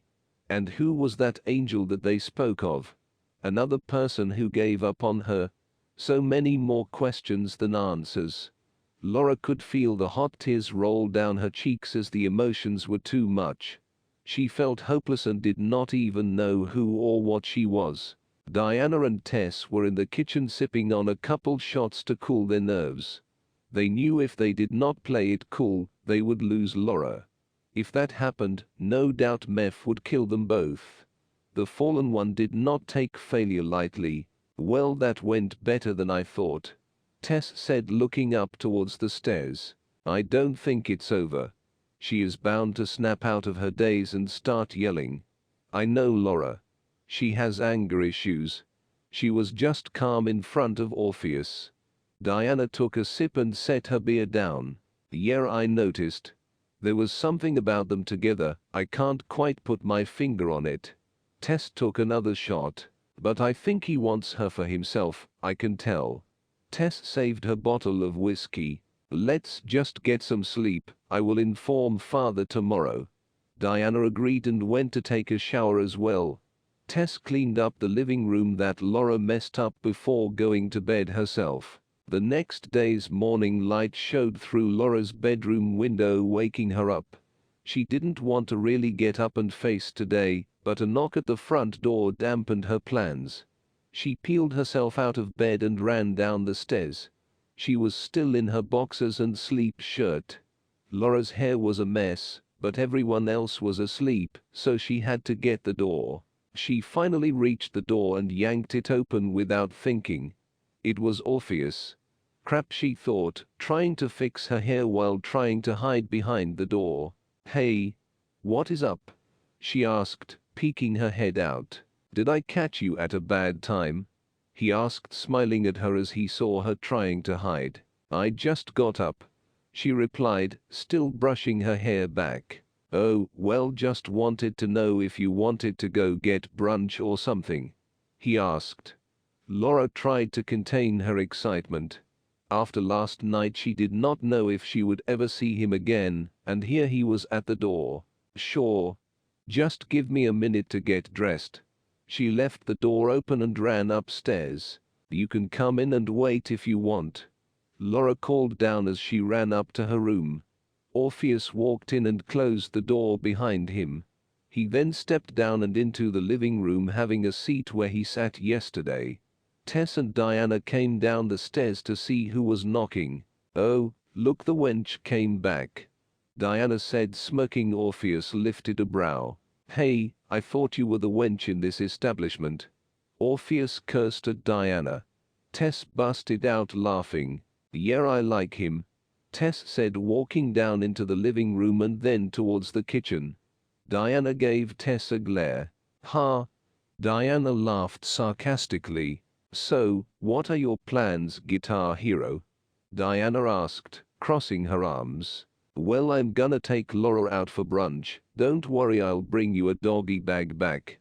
And if you are good, a wishbone." Tess spit out her coffee, laughing in the kitchen. The succubus was not afraid of Orpheus. They were equal in royalty and strength, but he was the new guy. Tess was Laura's guardian, and Laura and she had history. Tess was certain this newcomer was no threat. Laura came out of her room dressed in a sundress and sandals. She noticed her friends were up and sighed deeply as her mood shifted. Laura did not want to face them at the moment. Too many unanswered questions and a hint of betrayal still floated in the air. Laura ran down the stairs to Orpheus. "Okay, well, let's get going." She grabbed his hand and yanked on him. She knew how they were and didn't feel like speaking to them at the moment. "I'm watching you, Orpheus, always watching." Diana glared. "Okay, just no leg humping." "I'm not into that." Laura's eyes widened a bit as she laughed. Laura pushed Orpheus out the door. She then peeked back and gave her friends a glare before walking out. "Sorry about them." Laura apologized as she walked beside Orpheus. "Oh, it's okay, they're just looking out for you." He walked beside her and stuffed his hands in his pockets. Free will was a good thing most of the time. They could not claim her without her permission, and Orpheus would use that to his advantage. The two slowly strolled to the downtown cafe called Café du Monde. It was crowded as always, and they had to squeeze between people to make their way to a table at the end. Laura sat on the opposite side of Orpheus, facing him. "So how do you feel?" he asked, and Laura took a deep and sharp breath. "A little confused, but a little better. The headaches are gone, but I just don't know how I'm gonna get used to having powers." She sat up in her chair. "It's not so bad once you get used to them. They are part of you, so you just need to learn to control them. Like how we control our emotions," he explains as he leaned back in his chair a bit. The waitress came and took their order. She then quickly left to fill it, leaving them to speak. "Don't want the bloodlust Valkyrie wigging out again," Orpheus joked. Laura kicked him in the shin from under the table, and Orpheus stopped laughing. "I am serious. Your friends, they should have told you. They have been lying to you your whole life." Orpheus was trying to get Laura to go against them and follow him. The demigod wanted her all to himself.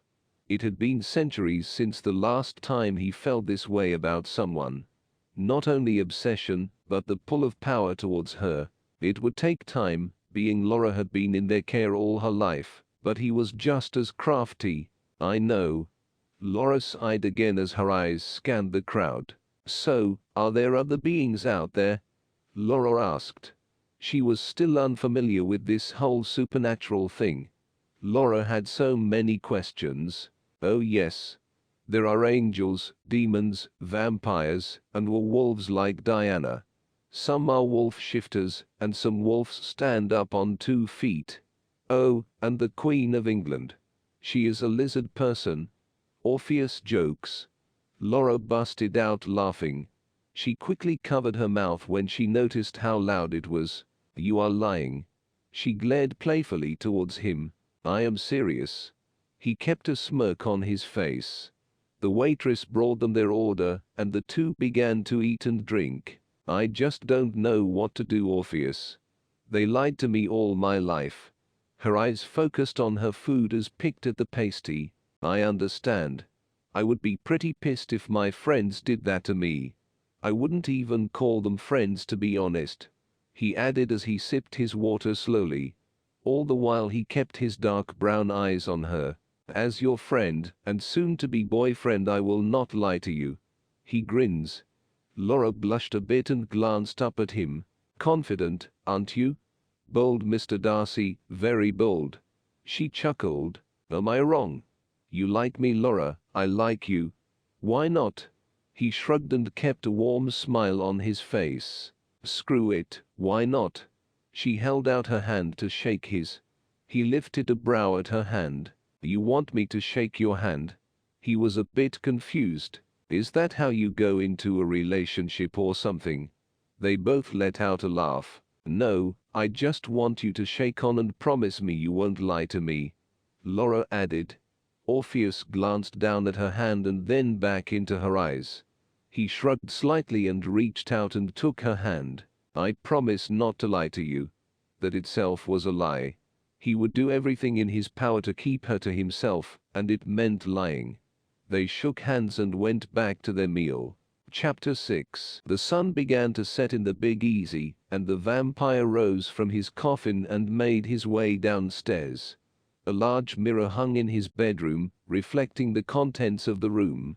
Rhys stood in front of it and watched it shimmer to his reflection, and then to his master Samuel. Samuel was a sharp-dressed man, with model-styled brown hair and facial hair. He was an extremely attractive male, with a square jaw and broad shoulders. A glass of amber liquid sat in the fallen angel's hand as he spoke to his minion vampire. Did you find the woman who is to take place as a general in Meph's army? Or Claire's daughter? Sam asked Rhys. No, master, her daughter Eva is hard to track, but I did find the Valkyrie that is rumored to lead Meph's army. She is in town and my servants have located her. Rhys watched Sam laugh and bring a glass of whiskey to his lips. On his side of the mirror the room was a warm gold color, and the high-rise of Las Vegas show in the windows.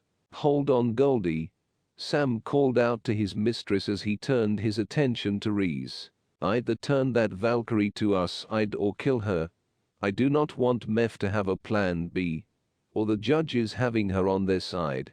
I have enough to deal with trying to get New Orleans and Meph to have the judges on my trail as well. As you wish, master.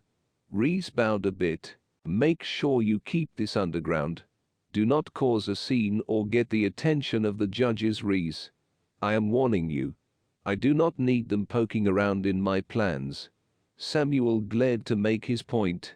Rhys bowed slightly and nodded. Of course, not, master. Your command is my will. Rhys then watched the mirror turn back to its reflective state.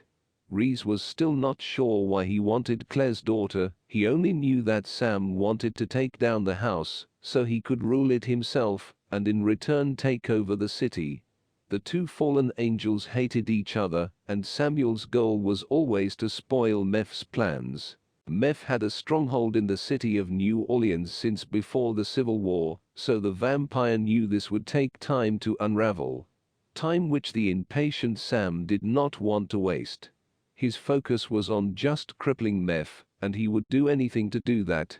Rhys Adams, however, was more logical. He may have not been as old as his master, but Rhys was up there in age. He was a general in the British Army. In 1803, Britain declared war on France and would remain at war for over a decade. During this war, the general was wounded and near death, but the fallen angel offered him a new life in his army. The general agreed to serve his new master, due to the fact he feared death and the end. The man had so much blood on his hands that he feared if he died, the flames of hell waited for him. He accepted the new life as a vampire and served the fallen angel ever since. Rhys made his way out of his home to look for Laura. It was not his main mission, but he needed to find Laura and turn her to his side. The evil army Rhys was helping Sam to raise would grow and soon take over the state, and a warrior such as a Valkyrie would give them an edge. Rhys needs to stake Laura out to see how she was involved with Meph. He also needed to find out the information on Orpheus and his involvement. Rhys didn't know much about either of them, so now was his chance to find out and give him an idea on a plan. Rhys only knew he had to stay away from Tess, the daughter of Meph. If she spotted him, everything he was working to accomplish would go down the drain. Normally the Army of Darkness was one unit, but Meph and Sam had been in squabbles for the past 2 centuries. Each working on their own agenda. Rhys didn't know exactly why they hated each other, and he dared not ask. The subject was a powder keg and sent Sam off on tangents. Rhys walked down the crowded sidewalk of New Orleans dressed in his 1800s attire. The vampire stuck out like a sore thumb, but the city was getting used to the strange beings. It was almost Halloween time, and Rhys knew it would be the perfect time to seduce Laura. The crowds of humans would also give him much cover. Rhys sniffed the air, the blood calling him out. He needed to feed before he could follow Laura. He did not want his hunger to get in the way. It was not long before Rhys found a couple drunk and cutting up down a side alley. Rhys reached out and grabbed the man. He tossed him against the brick building, knocking him out. The girl went to run, but Rhys grabbed her by her hair and pulled her back to him. He covered her mouth with a hand as he sank his fangs in deep. Warm blood rushing into his mouth as he fed. He drained her dry and dropped her lifeless body to the ground. He then grabbed the male and drained him. When he was finished, Rhys wiped his mouth and whistled as he walked out of the alley. Now it was time to find this Valkyrie Laura Taylor. Rhys left the bodies and did not care if the judges or angels would find them. Unlike Sam, the vampire was not afraid of them. War was in his blood and he did not mind a good fight. Finding Claire's daughter was his main mission, but finding this warrior Laura was personal. He wanted another fighter in Sam's army. It would help take off some burden from Rhys when they would overrun the city. Meanwhile, Laura could not stop laughing. Orpheus and Laura ran all over the French Quarter doing silly things. She had a couple Mardi Gras beads around her neck from the bar they left. "So how long do you plan on staying?" she asked him. "Well, our tour doesn't start back up till summer, so I'm not sure," he said as they walked together down the sidewalk. "I have a couple of gigs to do here because of the Halloween celebration. But other than that," Laura nodded, playing with her beads. "Sounds fun." She stared down at the sidewalk. "You are welcome to tag along," Orph told her. "Oh, I'm your groupie now. Geez man, how many titles are you going to give me?" She pinched his arm. He rubbed his arm as they walked off into the mall. Orpheus noticed the picture booth and poked Laura. "Hey, let's go take some pictures." He grabbed her hand and practically dragged her towards the booth. Rhys walked into the mall and walked up the stairs slowly. He reached the top and leaned over the railing to watch the humans below. They wandered aimlessly to buy needless things and watched the screens of their phones, all unaware of what was silently going on around them. The humans would be slaves one day and serve Sam and Rhys' armies. The supernatural would rise and rule this world again. Rhys was about to give up his search in the mall, but then he noticed a pair running to the photo booth. He stood up straight and narrowed his eyes, smirking. He had found them. An evil grin spread across his face, and he turned to walk back down the stairs. It was easier finding the woman than he thought. Orpheus and Laura squeezed into the photo booth laughing. The two's first date was going better than expected. Laura was finally having a good time and was glad to be out with Orpheus. He was laid back and funny, unlike her last relationship. Josh was clingy and a bit of a pushover. The 5-year marriage also ended horribly, and this new relationship was good for her, at least that is what she thought. Well, dang, never saw someone so happy to take a picture, she joked. Orpheus slid the money in the machine and wrapped his arms around her. The first picture was nice, just a smile, but then they got silly. The two were making faces and laughing as the camera flashed. Orpheus then turned to face Laura. She was still giggling but stopped when she saw him staring at her. The two of them were inches away from each other, their noses almost touching. Orpheus reached down and brushed a strand of hair out of her face slowly. Laura closed her eyes at his touch. Something about him made her feel at ease. She opened her eyes to see him leaning closer to her lips. She then tilted her head a bit up towards his lips. As they were about to kiss, the machine spit out the pictures and made a crazy noise like it was broken. The two jumped apart due to the sound. Dang woman, you broke the machine. He pressed the buttons to make it stop making a noise. I did know what. Laura crossed her arms. He grabbed their pictures and handed her a couple of them. Now where to? Laura asked. Well, I'm not sure. Don't want you breaking everything. Orpheus joked as Laura stuck her tongue at him. Laura exited the booth and he followed her out. As Laura got out and walked away, the pictures fell out of her pocket without her knowing. Reese noticed this and picked them up. Miss. He walked up behind Laura. You dropped these. Reese noticed the pictures and knew the two were getting a bit too close for his comfort. Laura turned and noticed the man holding her pictures. Oh, thank you. She took them from him. She smiled as she put them in her front pocket. She then looked up and back in the man's eyes.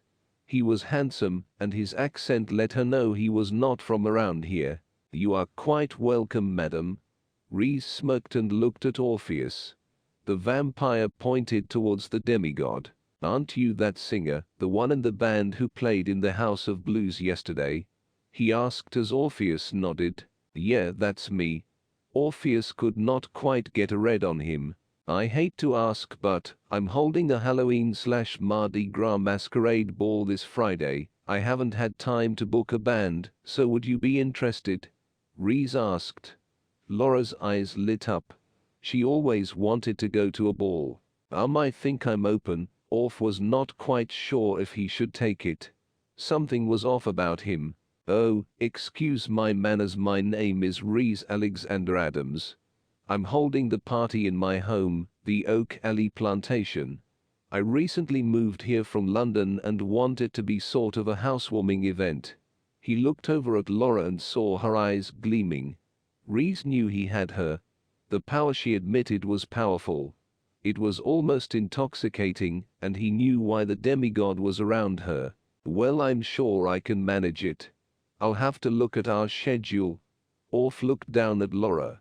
I have never been to a ball before. She spoke with excitement. Well, you and your friends are welcome. Reese reached in his pocket and gave them both a business card.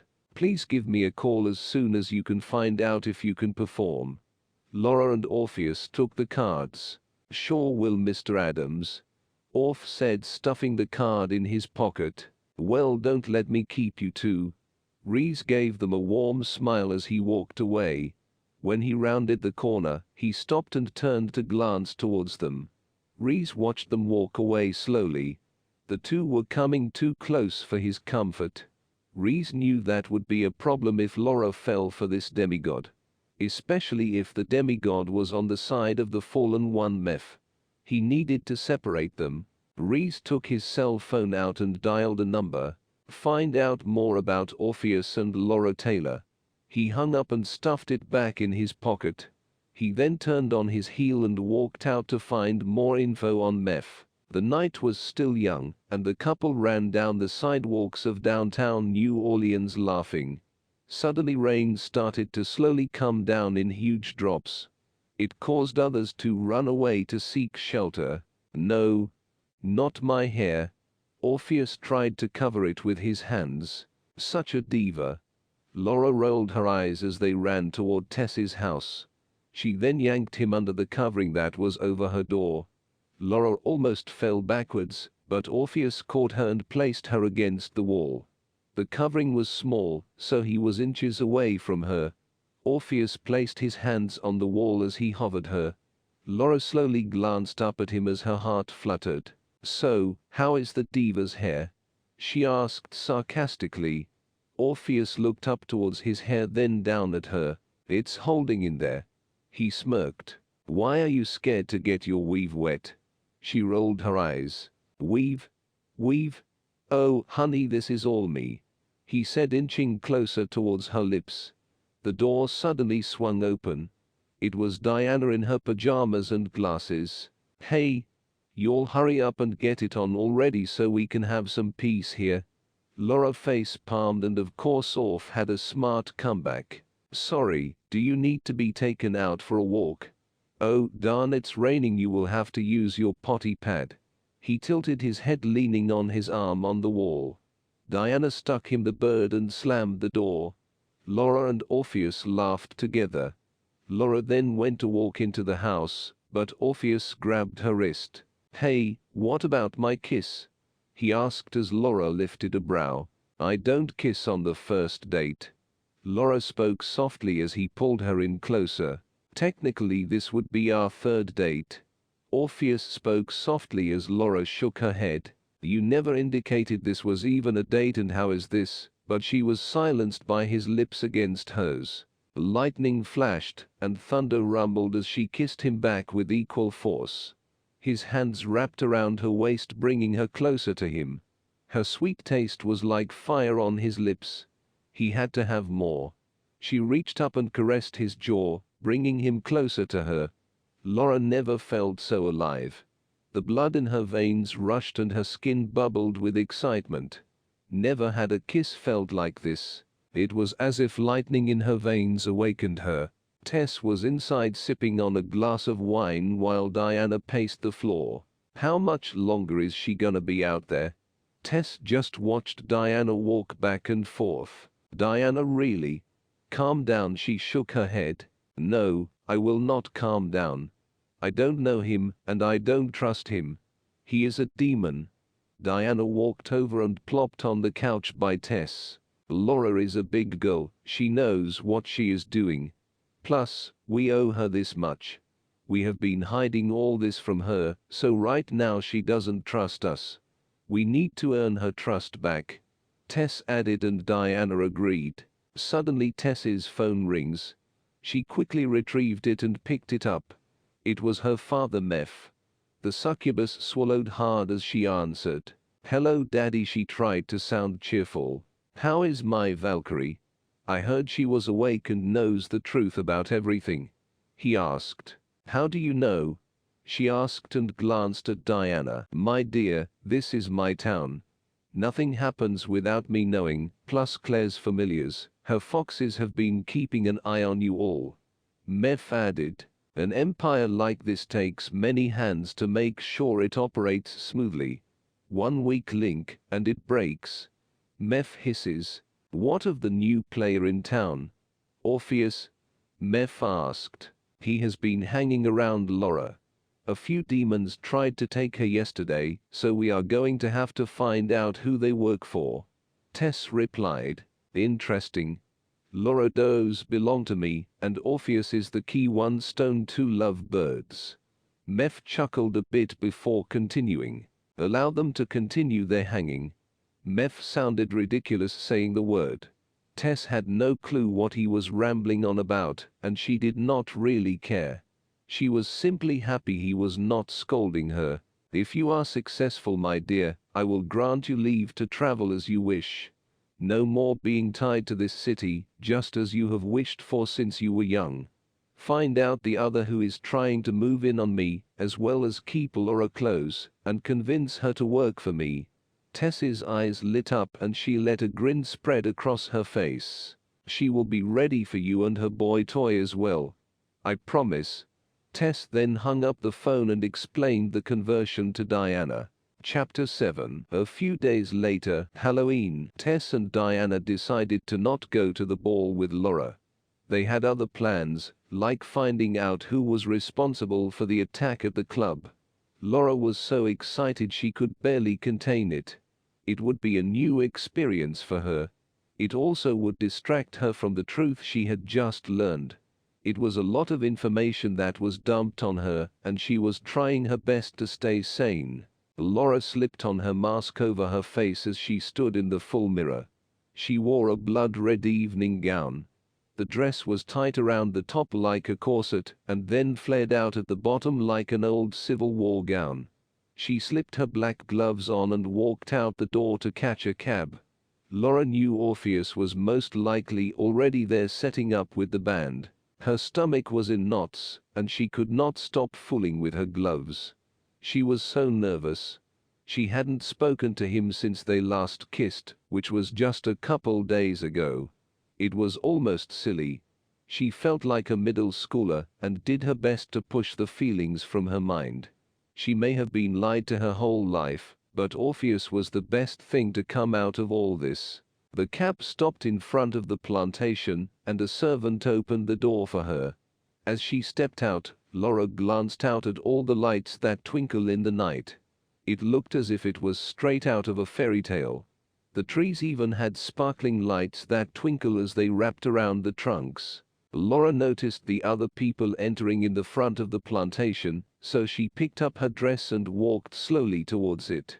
Everyone was wearing masks, so Laura could not tell that it was the demons who attacked her at the nightclub. They were the servants, and they escorted her inside. She looked out over the crowd scanning for the band. Orpheus noticed Laura enter the building. He watched her almost float down the steps and amongst the crowd. He sat down his guitar and hopped off the stage. He then made his way through the crowd towards her. Orpheus was not the only one who noticed Laura's entrance. Rhys stopped talking to an associate and caught the scent of the Valkyrie. Rhys turned his head and watched Orpheus walk towards her. The vampire smirked to himself, knowing what was in store for the two. "Well, well, look who made it to the ball. The ugly stepsisters let you out." Orpheus took her hand and pulled her close to him. The two swayed a bit to the music that was playing in the background. "Where is your mask?" she asked, looking up at him. "Hey, I'm not Batman, okay?" He looked around at everyone else. "Oh my God, no, you are not Batman. Batman could afford a tux." She smirked. Hey, hey, hey, I'm a rock god. I don't go by the rules. Plus I'm the hottest one in here. Why cover my face?" Orpheus spun Laura and brought her back closer to him. "Vanity is a deadly sin," she hissed playfully. "Yes, and so is that dress you have on. Scarlet, for shame." He leaned down, smelling her neck, giving it sweet kisses. She felt a shiver crawl down her spine as he did so. Oh, how this man made her feel. "You keep doing that, I might have to take you upstairs," she said sassy-like. "Oh, you promise?" Orpheus eased his lips closer towards her ruby-red ones. "Orpheus, come on, man." One of his bandmates screamed at him. "All right," he yelled back. "Duty calls." He bent down and kissed her quickly. Orpheus then turned and ran up onto the stage. "Welcome, ladies and gentlemen. I'm Orpheus and this is my band, Dead Man's Voice." He strummed his guitar as he grabbed the mic and started to sing. Laura swayed to the music by herself among the crowd. Her gaze and emotions were now lost in his voice. One of the demon servants walked towards Rhys and whispered into his ear. "Sir, she is here." Rhys nodded. "Show her in through the back. Tell her to wait till I call for her." Rhys then made his way towards Laura. He stood beside her looking up at Orpheus. "He really does have an amazing voice, doesn't he?" Reese smiled down at her as he stood attentive and up straight. She looked at Reese, then back to Orpheus.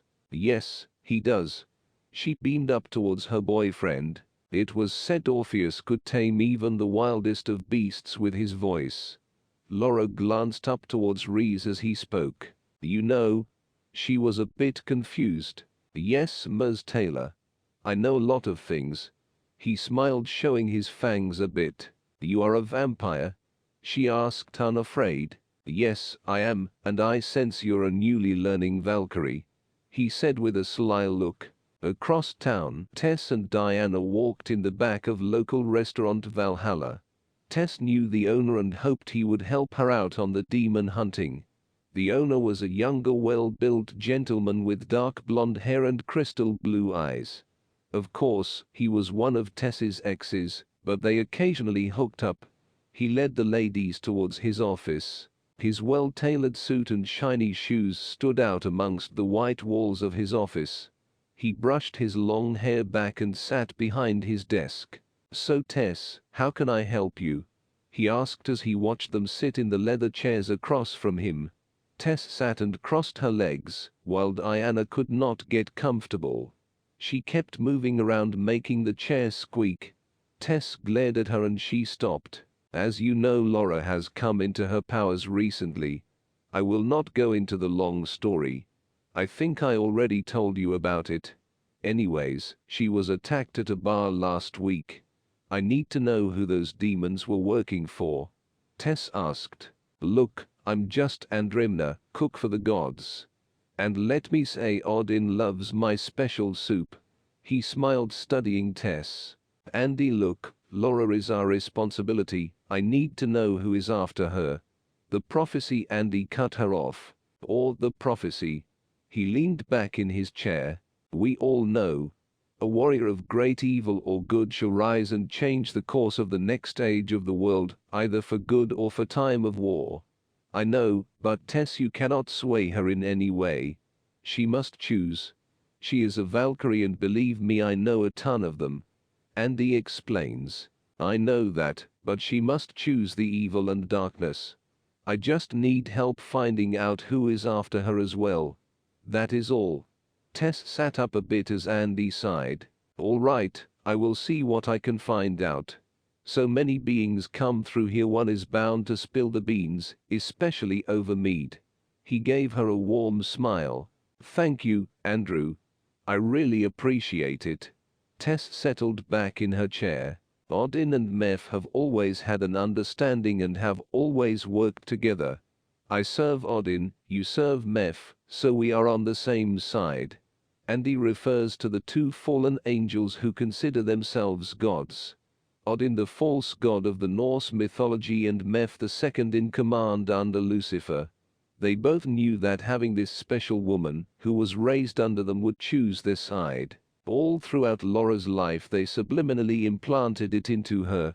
They tried to snuff out any good or godliness that might be in her.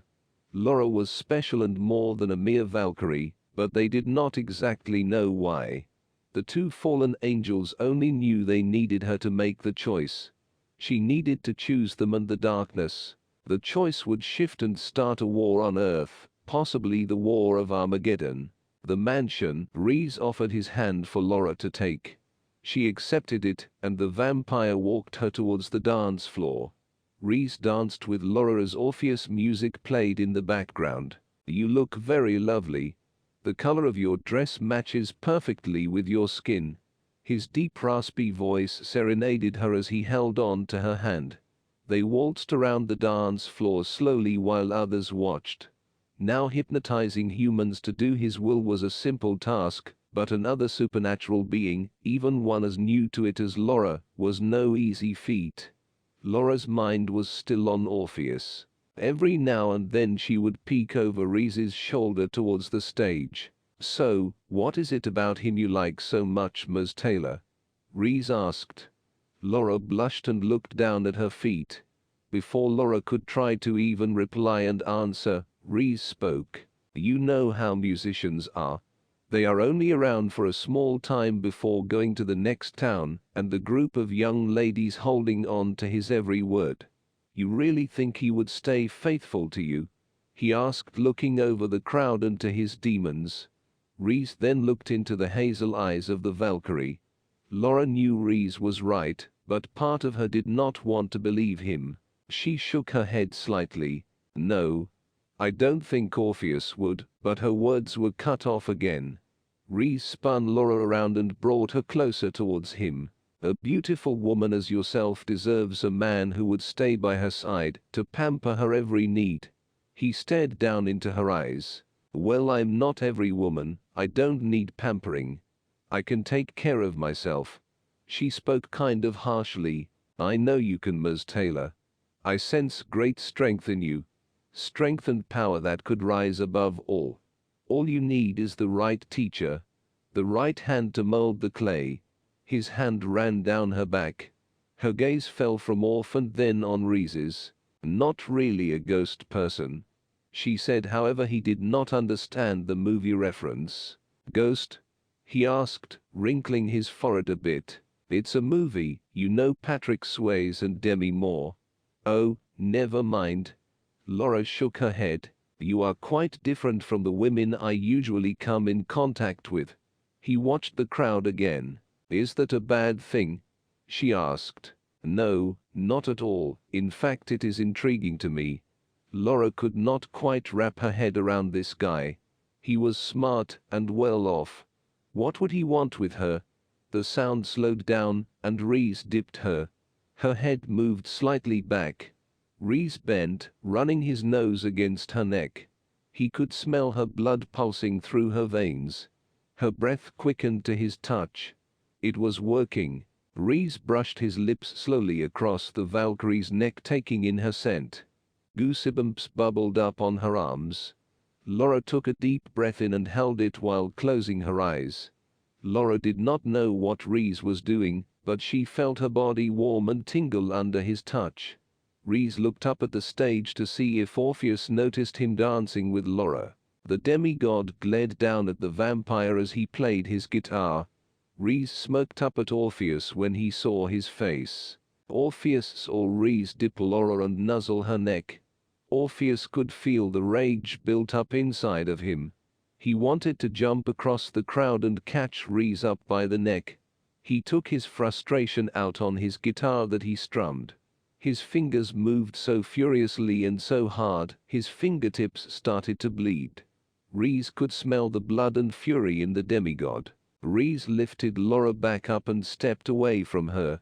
The vampire bowed slightly. Excuse me, I have something to attend to. Please make yourself at home. Rhys straightened up and stepped away from her. Rhys walked to the back of the plantation, leaving Laura alone. Laura was a bit puzzled but decided to leave the dance floor and make her way to a table. She lifted her dress and sat down slowly. Rhys walked into the servant quarters where he told his demons and the young woman to wait. The vampire opened the doors and grins when he saw her sitting on a chair. The woman sat quietly as long amber-colored hair flowed over her forest green dress. Eurydice, or shall I call you Eur? Rhys walked closer towards her.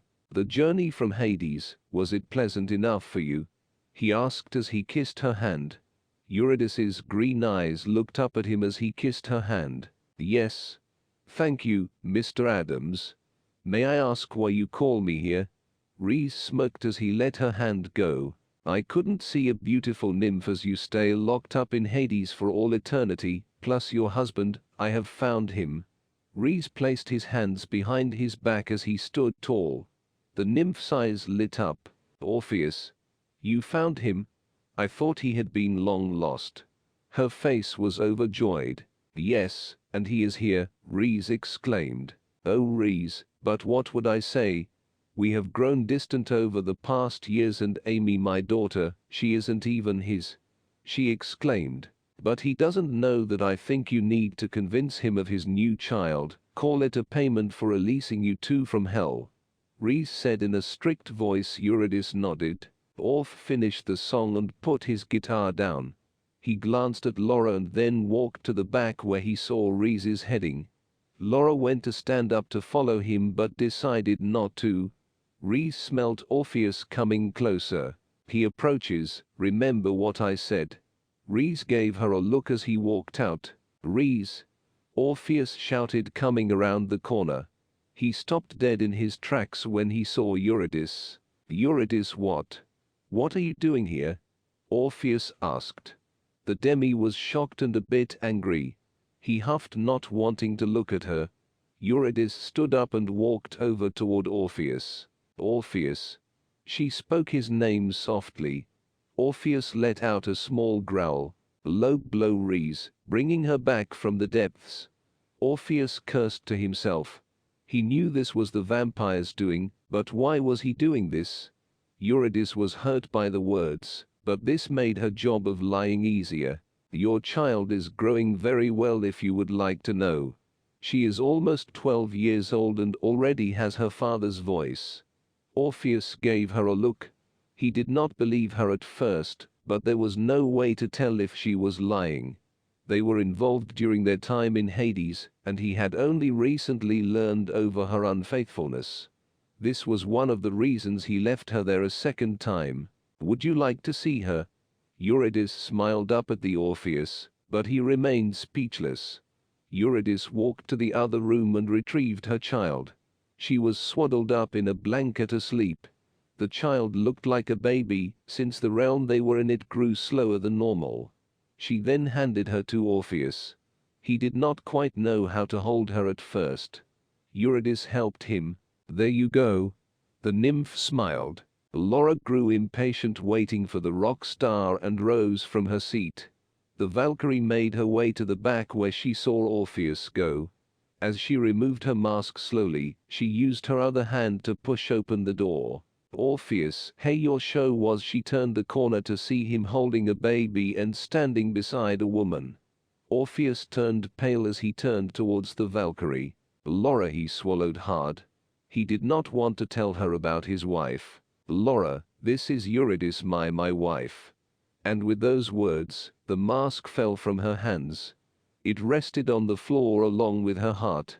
She could feel it sink like a lead weight in water. Your wife? She asked with a raspy voice, trying to hold back tears. Orpheus handed the baby back to Eurydice. Laura, I'm sorry I didn't tell you. We were separated, and Laura raised her hand and forced a smile on her face. It's fine. I'll leave you two alone. She turned and walked out. Orpheus quickly walked after her. Laura, I'm sorry, I would have told her to get lost, but the baby, this hurt Laura even more. It's yours, let me guess. She spat out, still walking. Orpheus reached out and grabbed her by the arm. She spun around and smacked him in the face without warning. You son of a... She cursed. I was falling for you, but I should have known, it was all lies. That forked tongue of yours. She began to breath heavily. Laura, I never wanted all this to happen.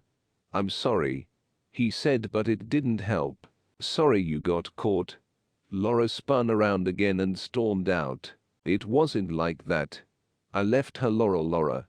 But she tuned him out. She did not want to hear any more. Go away, Orpheus, or whoever you are. You promised not to lie to me.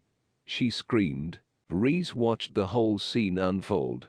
An evil grin slowly spread across his face, allowing his fangs to show. He watched Laura storm out of the room and head to the door. Orpheus stood there and watched her walk away. He grits his teeth and walked back to Eurydice. If this baby was his, he knew his responsibilities. Laura's powers started to stir with her emotions. As the Valkyrie walked home, the lamps and light bulbs down the street popped, sending sparks in the air. Tears streamed down her face as she walked in the soggy wet grass. Her heels were making her sink into the ground, so she grabbed them and tossed them across into the yard. Laura tried to wipe away the tears, but more flowed out. Laura's feet were now getting dirty under the wet dirt and gravel, and her dress picking up everything along the way. Rhys kept his distance as he followed her. With her distress, Laura wouldn't even notice the vampire. As she passed street signs, they started to wobble. The steel wobbled as well as glass cracked on building windows. Laura's powers were growing, and Reese could feel it. Valkyrie finally reached Tess's house. She was grateful the others were gone. She didn't know what she would do if they saw her like this. Her once beautiful dress was all a mess. Laura reached up, ripped out bobby pins from her hair and tossed them. She then ran up the stairs, trying not to shake the house from her anger. Laura ripped her dress off with powers, leaving it in shreds on the floor. She then walked into the bathroom and turned on the shower. This evening had turned into the worst day of her life. Reese stopped in front of the house. He could hear her in shower crying. He smiled wickedly at the thought. Now was his time to come in like the knight in shining armor. The vampire levitated slowly to her balcony on the second floor. He stepped over the railing and made his way towards the glass door. Laura got out of the shower, dried off, and quickly put on her PJs. Laura just wanted to sleep this awful night away. Laura stopped when she felt a presence. She walked to the door that led to the balcony and flung it open. In the shadows Laura could make out a figure. "Who is there?" she said in a harsh tone. Reese walked out from the shadows slowly. Laura didn't say a word at first. She just watched him walk towards her. Laura. Her name rolled off his lips. The enchantment in his voice made her stand still. He walked around her slowly, his fingertips touching her pale skin, moving from her arm to shoulder blades to her neck. He raised his other hand to caress her chin before moving it to look at him. "Laura, my sweet." He walked in front of her. "Thy heart is broken yet again, all those unworthy men leaving your heart shattered and broken. Allow me to fill those empty spaces. Why get mad when you can get even?" A tear rolled down her cheek, but Reese caught it before it hit the ground. "No more tears. You are a warrior, a queen," Reese whispered sweetly. The vampires caressed her face and pulled her close to him. Laura pressed her face into his chest and began to cry. Chapter 8. The next morning Diana walked in the living room where Tess was sitting. Tess was bent over painting her toenails on the couch. "Where is Laura?" "Her room is empty," Diana asked. "Maybe her and Orpheus had a great night." Tess looked up and winked. Diana shook her head. "Well, I hope she has fun worrying us all to death." Diana didn't much like her being with Orpheus. She didn't trust him not one bit, but she knew the boss wanted them both. "Diana, I'm sure she is fine. Well, Andy called me this morning. He may have some information for us. I'm about to head down to his restaurant." She blew on her toenails to make them dry faster. Tess then got up and grabbed her purse. "Don't worry so much, call me if you need me. I shouldn't be too long." She blew Diana a kiss and walked to the door. Tess closed the door and hopped into her car. She then headed out to the French Quarter where Andy's restaurant was. Diana rolled her eyes and plopped on the couch. She took out her phone and tried to text Laura. Laura woke up in a strange bed. The sheets made were of black silk and the comforter of fur. She rose from the bed and walked to the bathroom. Her eyes were a little puffy from crying, but that really wasn't the problem. The problem was, how did she end up in this strange place? The last thing she remembered was Reese holding her. Laura looked up at the mirror in the bathroom, her thoughts falling back on that horrible night. She had learned Orpheus's wife and child were in town, and he never told her about them. Her anger rose again, causing the mirror to shatter. Her powers were growing stronger, but she was able to control them a bit better now. The whole bathroom didn't explode, so that was a plus. Reese walked towards the bathroom. The vampire stood in the doorway watching her for a moment. He could sense her pain and anger. Now all he needed to do was mold it to his will. For not only his army, but Sam's. His fallen angel master would be pleased at his progress. "Laura," his voice spoke softly. Laura turned slowly to face him. Her face was emotionless as she looked at him. "Let me help you. Let me show you your power's potential. I promise you, you will have many bowing to your will." Reese walked closer to her. her head lowered looking at the marble floor. Laura was so hurt at the betrayal. Everyone was either lying or trying to use her. Everyone has left you alone. I am here to help you make them see their mistake. You will rise above them like a god, and they will bow before you. Rhys whispered in her ear. She closed her eyes listening to his hypnotic words as hate grew in her heart. Rhys was right, everyone always left her alone. She was done being left behind. Follow me, I want to show you something. He stepped back and waited for her to follow him. Laura raised her head and without a word followed him. Why are you helping me? Laura asked as they walked down the stairs. Because I know what it feels like to be betrayed. To have your heart ripped out over and over, crushed by love. Love is the cause of everything. It makes us weak and blind. He opened the door to a giant library. The Valkyrie walked in and looked at the table in the center. A cauldron with many candles surrounding it. On the shelves old books and glass containers holding herbs and other things. In this room you will learn the arts of your craft. Potions. Spells. Let me guide you. Unlike your guardians, I will teach you. It is your right to learn what you are and what you can become. Laura looked over the room, slowly taking in the sight. Your telekinesis along with your combat skills, and that sword you manifest. Valkyries are born for combat, but you also have magic. Your mother was a witch. Let me show you your potential. Rhys explained. And what do you want? Laura asked. I just want to help you. To see you grow strong and conquer your enemies. One soldier to the other. Rhys paused. He then began to explain his former life as a human. How he was in the army and how Samuel saved him from death. Tess arrived at the restaurant. She parked in the back and took the back entrance into the building. She made her way into Andy's office. Tess, glad you could make it in. He stood up and waited for her to sit. He then took his seat again. Well, we are in luck. A couple of my customers were in here the other night. I think they were shifters. Anyway, I overheard them talking about the new demons in town. Andy explained. Tess thought to herself as Andy spoke.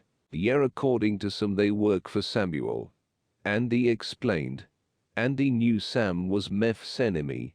The fallen angels hated each other. I got Ian looking into it. Maybe Diana can go meet him up and put her nose to work. He asked. Tess nodded.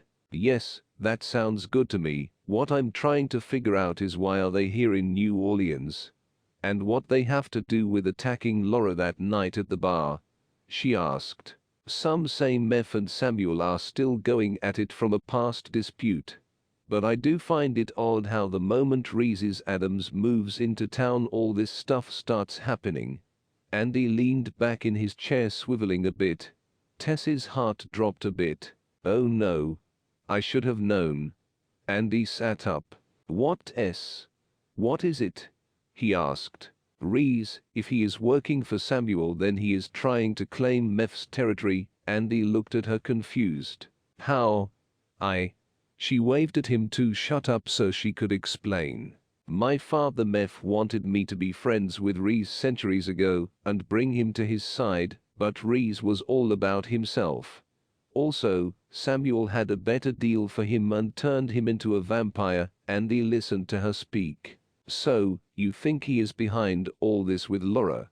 He asked. Why are all these people after this one human with powers for one stupid prophecy that isn't even clear? Tess couldn't answer his questions. I don't know, but Andy, we need to look into this. She must come to us, even if we have to force her. Tess hisses as she stood up. Where are you going? Andy asked. To get that Valkyrie. She is not going to get the best of me. Daddy promised me I could leave if I delivered her, and I'm not going to be stuck here forever. The succubus stormed out. On the way towards Rhys's mansion, Tess stopped by to pick up the werewolf. She informed Diana on everything she found out. Across town, Orpheus sang into the microphone as he stood on stage. His thoughts were still on Laura. The demon wanted her powerful soul and love so bad, but now he might have to put it on hold. He had to deal with his ex and the vampire Rhys. He should have told her about Eurydice, but didn't think it was important because they were separated, on top of the fact she was in Tartarus. Orpheus should have known better. Just when things look as if they are going his way, it ends up biting him in the butt. Orpheus turned to the band and waited for them to start the next song. The show must go on. He needed to keep up the ruse. Orpheus looked down and picked at his guitar a bit. He needed to feed on these stupid humans and get his energy up, especially if he was going to face the vampire. Orpheus walked back to his tour bus. He was gearing up to head out on tour around the state. Orpheus walked on the tour bus with his head hung low. Suddenly an angel appeared in front of the demigod. "Where is she?" the angel asked. Orpheus took a step back. "Uriel," he whispered. The tall angel towered over the rocker, his long black hair braided back into a ponytail. His armor was huge and glittered in the sun. "Don't worry, Orpheus, I'm not here for you yet." He watched the rock star ease up a bit. "What do you mean, I escaped?" he said. "I'm here for Eurydice." Orpheus then stood up straight. "She is not here, plus I wouldn't tell you because she has our child." Orpheus glared at him. Uriel started to laugh loudly. His tanned skin wrinkled by his eyes as they closed a bit. You believe that? You believe the woman who cheated on you on your wedding night with Pan? The woman who you risked your own life to get her out of Tartarus, to only fail and die and then find out the truth and leave the underworld? You really think that child is yours? Tell me, have you ever checked its legs? For hooves, that is?" the angel asked as Orpheus's eyes widened. "I take that as a no." Uriel teleported behind him and whispered in his ear, "Why don't you go and check it out and ask Rhys to tell you the truth?" Orpheus still faced forward. Uriel teleported out, leaving the man in deep thought. It was weird. Angels normally killed demons, so why was he helping him? At the mansion, Laura changed from her pajamas and into a dress Rhys had made for her. As she buttoned the long royal blue silk dress, her thought fell on the week she had. The past few days had been a roller coaster of emotions for the woman. Not only did she find out her whole life was a lie, but her so-say friends had been hiding it from her. On top of that, the man she was in a relationship with had a wife and child. The blonde could not catch a break. It was enough to break anyone, but she held on to her sanity and pushed through like a soldier. That is how she was. A Valkyrie, a Norse warrior. She didn't really remember too much from her childhood. It was probably due to the mind-tampering Tess and others did. All this hassle to make her join some fallen angel's army. To choose darkness? Was it too much to ask for a normal life? For a meaningful relationship? To be loved and to love another truly? What else in her life was a lie? Josh? Her job? Laura began to question everything. It caused her to grow angry and resentful. Bitterness grew in her heart, and the once kind soul turned to anger and hate. The changes began to show on her physically, as her blonde hair began to turn a snow white. Her eyes grew a bit darker from their natural hazel honey color, and her smile was now replaced with a scowl. Laura almost didn't recognize herself anymore. She had changed and it almost scared her in a way. Laura turns and walks out onto the balcony for some fresh air. She needed to think and figure out what she was going to do. Now that her world was upside down, she needed to figure how to fix it or adapt to the new way of life. Rhys went to his room to inform Samuel on everything that was going on. The vampire did not find the daughter of Meph's witch, but he was in possession of the Valkyrie. Sam was well pleased and informed Rhys to mold Laura, to train her in his dark arts. It would give Meph a major blow in his plans, and grant Samuel a strong warrior for his own army. The fallen angel in the mirror wanted Rhys to put all his time and effort into this new mission. The daughter, Evangeline, would be plan B. Sam wanted New Orleans so bad he would stop at nothing to obtain it. Rhys was loyal and would do everything his master bid him. The vampire bowed and turned on his heel to find the Valkyrie. Tess pulled up at the mansion and skid to a halt in the front. The succubus threw the car in park and stormed out toward the mansion's door, leaving the wolf behind. Guards tried to stop her, but she flung them aside. She was not going to allow this brat to stop her plans of travel. She hated being stuck in this city around her father. She wanted to spread her wings and grow elsewhere. A part of her did care for Laura, being they had history, but if Laura came between Tess and what Tess wanted, Tess chose herself. Laura. Tess screams as she tries to make herself inside the door. What do you two want? Laura asked in a harsh tone from above her on the balcony. What do you mean, what do we want? Diana asked as she met Tess in the yard. Tess took a deep breath and tried to calm down. She was afraid this would happen. What do I mean? You know good and well what I mean. This whole time you hide all this from me, and then when I need you most you are nowheres around. Laura walked towards the railing and glared down. As the vampire walked out behind her, he tried to hide his grin. Laura, we have watched you all your life. We were only trying to help you. Tess spoke up, but Laura cut her off. You know this man has told me more truth and helped me with my powers in the last 24 hours than you two have in my life. She pointed to Reese.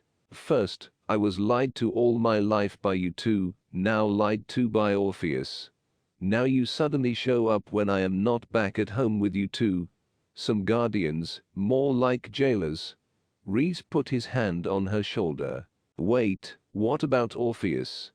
Diana asked, confused as she glanced at Tess. Tess kept her gaze up at Laura, ignoring Diana. Laura waved her hand and turned her head, unable to look at them. It doesn't matter, we are done. I suggest you leave. Like everyone else does. She screamed. Laura, we never left you. Look, I know you are hurting, but you don't need to take it out on us. Diana said. Take it out on you? Like always, let's turn it around to be all about Diana. The mouth of the South. Diana couldn't believe how cruel Laura was being. Laura, what has Reese told you? Tess asked as Laura finally looked down at them again. He has been teaching me how to use my powers, and what does it matter to you? Tess grew angry. Laura, I helped you grow, and you are like my daughter. She went to say more, but Reese stepped in. How can the daughter of Meph ever care for anyone? Laura looked at Reese and then to Tess. Oh yes, I'm sure she hid that from you as well. A couple centuries ago she wanted me to join her father. He walked in front of Laura with his hands in his pockets. Laura took a sharp breath. Laura clenched her fist as her eyes glowed bright blue. I'm not the same person anymore. Tess went to protest, but Reese cut Tess off mid-sentence again. Person? You are a demon, Tess Elm. How could you never have love or caring for anything? He asked with a sly smirk. Diana wanted to charge him, but Tess held out, blocking her. And you are a vampire, Reese. That makes you different. She snapped back. I was once human unlike you. He replied just as quickly. The two had a stare-off. The tension could be cut with a knife. Tess let out a laugh sarcastically. So, this is the plan. Change Laura to your side, create an army and take the world. She looked back at him. I know the rules, Tess. No one is supposed to intervene. She must choose a side willingly. I may be the villain to you, but at least I'm honest. Not a lying friend. Now that's a much greater sin, isn't it? I didn't hide her away, playing with her mind and causing her this grief. No. I am trying to help her discover who she really is. He tilted his head, smiling and flashing his fangs. Tess went to hit him with a flame from her hands, but Laura manifested her sword and pointed it down at her. I suggest you all leave, Laura growled. Laura, please. Diana tried to talk, but Laura tilted her head, silencing her with her powers. I want you gone now. Laura screamed. The lawn was filled with gushing wind, and they were both thrown back towards the car. They both hit the car, denting it. The wind died down, leaving Laura's hair a mess. Laura reached to lean on something to support herself. All the powers made her a bit lightheaded. Rhys reached out and grasped her arms to steady her. He then helped her to a chair inside the room. "Are you all right, Laura?" he asked, kneeling beside her. Laura held her head shaking. "No, all this is just." Rhys hushed her softly. "I know. Take your time." Rhys placed a hand on her cheek softly. "Why don't you go lay down?" he asked, standing up slowly. Laura stood up and slowly walked towards the bed in the middle of the room. Rhys waited for her to lay down before turning and rushing out the room. The vampire made his way down the stairs quickly to meet his servants. "We need reinforcement. And whatever happens, do not let anyone in this house except me." His raspy voice barked orders. Across town, Tess was almost in tears as she drove back towards her home. She knew her father wouldn't really kill her, but he would lock her in a cage and make her wish she were dead. Diana, oh, she was going to die if they failed. Meph did not take failure lightly, however he would not kill his own children. They were his legacy and the only other thing that mattered to him besides his business. So now what? Call the judges? Diana asked. "Just leave it be, Diana. You know the judges would have us jailed or killed.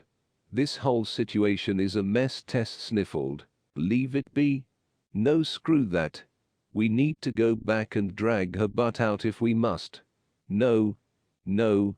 We need to go see Orpheus first, kick his butt and then go get Laura." Tess slammed on her brakes. She then reversed quickly and turned in the middle of the street. Diana held on her seat belt as she was thrown around a bit.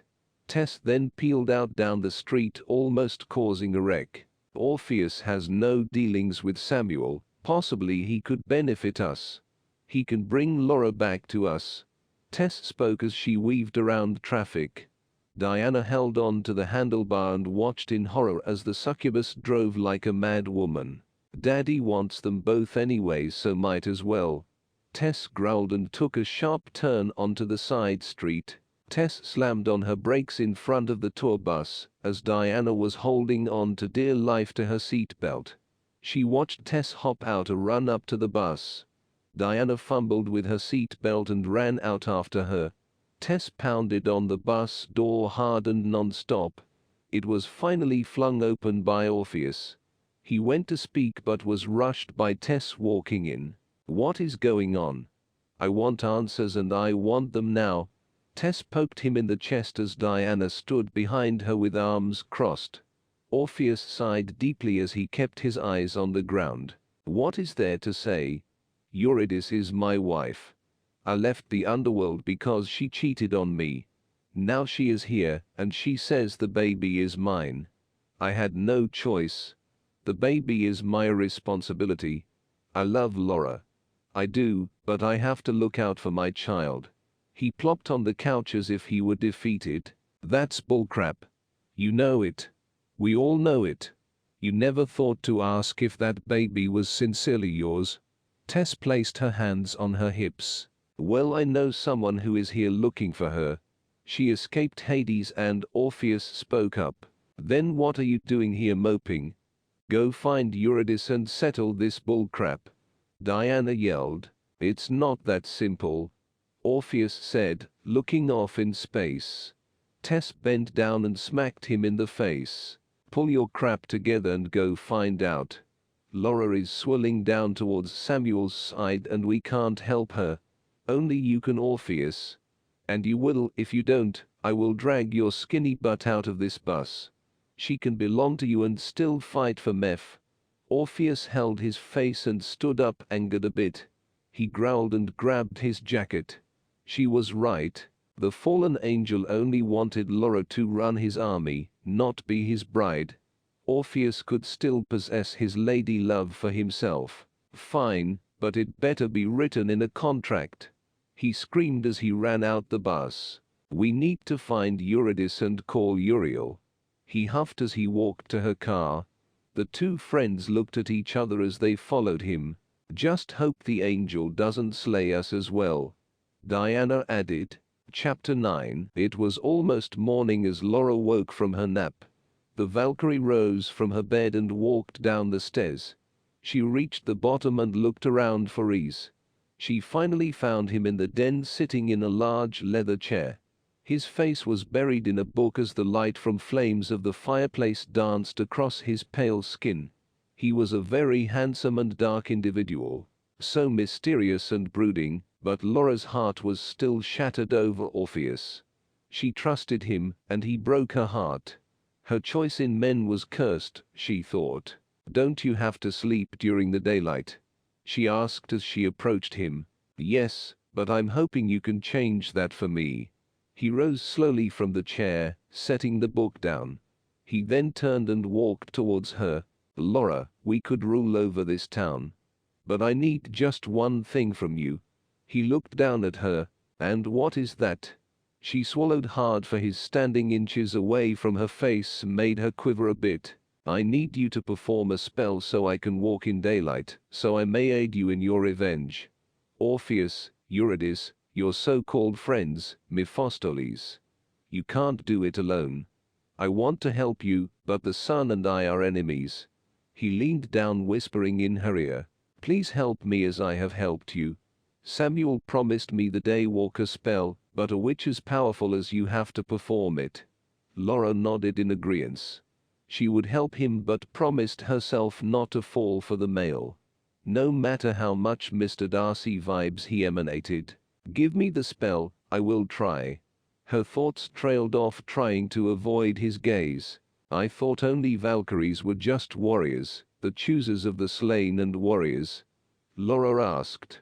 Rhys stood up straight and grinned ear to ear. "You are incredibly special, my dear. Your mother was a witch. I am sure that has something to do with it. Anyways, follow me."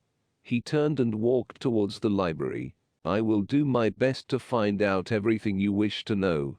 I never lied to you, my dear, and I promise to help you find out who and what you really are." Rhys spoke as he led her down the hallway. "And what do you want in return?" "Just this spell?" she asked. She learned quickly nothing was for free in this world. "Just your loyalty to me and Samuel is all, my dear." Rhys opened the door to the library and waited for her to enter. Across town, Orpheus burst through the hotel room where Eurydice was staying. She hopped out of bed, worried and stunned. "Orpheus? What?" She then noticed Tess and Diana stumble in behind him. The nymph's tune turned from sweet to enraged. "What the heck is going on, Eurydice, and don't you dare lie to me!" he screamed and pushed her back down on the bed. Eurydice then started to fake cry, trying to get out of the rut she was now in. Diana growled and balled her fist. "Talk or I'll rip you a new one." Eurydice jumped at the wolf's threat. She swallowed hard and batted her eyes fast. Orpheus looked over at Diana and then to Eurydice. Okay. Eurydice couldn't look Orpheus in the eyes. "That baby isn't mine, huh? Eurydice, if you ever loved me you better tell me now," he growled. Tess crossed her arms, waiting for her to spill it. The succubus was not about to take all this lying down. She wanted answers, and so did Orpheus. "No, she is not." It was Rhys. Eurydice spoke as she looked at them all. "Who?" Orpheus leaned down, getting in her face. "Rhys, he said if I helped him get a hold of the witch's daughter and the Valkyrie, he would make you be with me. He cooked this all up." Orpheus started to breathe heavily, and he did his best not to lose control. "You lying, no good tramp. How dare you come back after all this time and do this?" He went to wrap his hands around her neck to choke her, but Tess grabbed his shirt and held him back. "Orpheus, calm down." She tried to calm him down the best she could. No. Let him beat her butt," Diana yelled, but Tess gave her a look. Suddenly the room filled with a bright light. They all had to cover their eyes due to the brightness. The light faded to reveal the angel. Uriel stood in the middle of the hotel room with wings spread out. Eurydice screamed, crawling over the bed to try and get away from him. "There is no escape from me." Uriel watched the nymph. Tess let go of Orpheus and trembled in fear as she backed against the wall. The archangel could easily kill them all without breaking a sweat. "Uriel," she gasped in fear as she watched his bronze skin sparkled in white light. "Please, Uriel. I paid my dues in Tartarus. Please. I'll do anything." Eurydice pleaded, so much pleading. "It will win you nothing." All the same, he looked down at Tess. "The woman goes with me to Hades's house. I'm going to take her now." Uriel bellowed as she reached and grabbed Eurydice's foot. He dragged her across the bed towards himself. "You are lucky I am not taking you all with me." Uriel screamed as he eyed each one of the creatures before him. All in due time. The angel grins and teleports out in flash. Tess still stood against the wall petrified, and Diana was glued in place where she stood. Orpheus finally let the breath he was holding out. The angel could have easily killed all three of them, especially Orpheus. Orpheus had escaped from Tartarus as well, and that was a big no-no. The rock star did not dwell on the questions he had long, since he needed to act fast if he were to get Laura back into his good graces. "Okay, now let's go find Laura and knock some sense into her." Orpheus spun around and ran out the hotel room. At the mansion, Laura sat the amulets and herbs on Reese's bare chest, just as the spell called for. She was not used to this magic stuff, it felt foreign, and it felt almost wrong. As if it was damning her soul more. Laura really didn't want to dabble in this sort of stuff, but she agreed to help Reese. Laura chanted slowly and she walked around the vampire holding a candle. The Valkyrie then picked up the mixed batch of herbs and moved it over his body. As she chanted, the flames of the candles around them rose high. The heat was intense, but she pushed past the fire and concentrated on what she was doing. Laura finished the spell and stood beside Reese. Reese slowly sat up and reached out to touch her face. Laura pulled away quickly, sitting the candle in her hand down. "Did it work?" she asked as her eyes were on the ground as if she was ashamed of what she just did. Reese grins as he slid off the table. "What's the matter?" he asked as he was walking towards her slowly. Laura looked up and gave him a back-off look. Reese nodded and reached out for his shirt. Reese knew she must have been still heartbroken over Orpheus. He didn't care really. He wasn't one for the lovey-dovey stuff.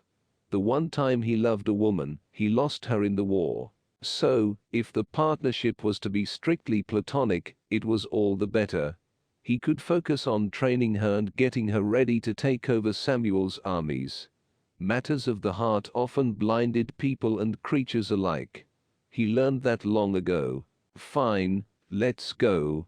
I want to see how your powers will work in public." He grabbed his shirt and walked out. Laura took a deep breath and walked out with him.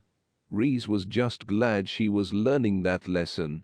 The bigger picture was worth more than romantic feelings of the heart. Reese's raspy deep voice bellowed out towards his demon servants as he called them. "Ready the men, today is the day to take a test run. Don't you think?" Reese asked as he buttoned up his shirt and vest. He then grabbed his long duster coat and made his way towards the door. The vampire's pale hand reached hesitantly for the knob. It had been centuries since he saw the sun in its full glory. He could walk out on a cloudy or overcast day, but on a bright sunny day, the sun's rays would slightly burn his skin. He wouldn't have burst into flames, that was all myth, but he would get a heck of a sunburn that could eventually lead to his death if he were exposed long enough. Reese took a deep breath and flung the front door to his mansion open.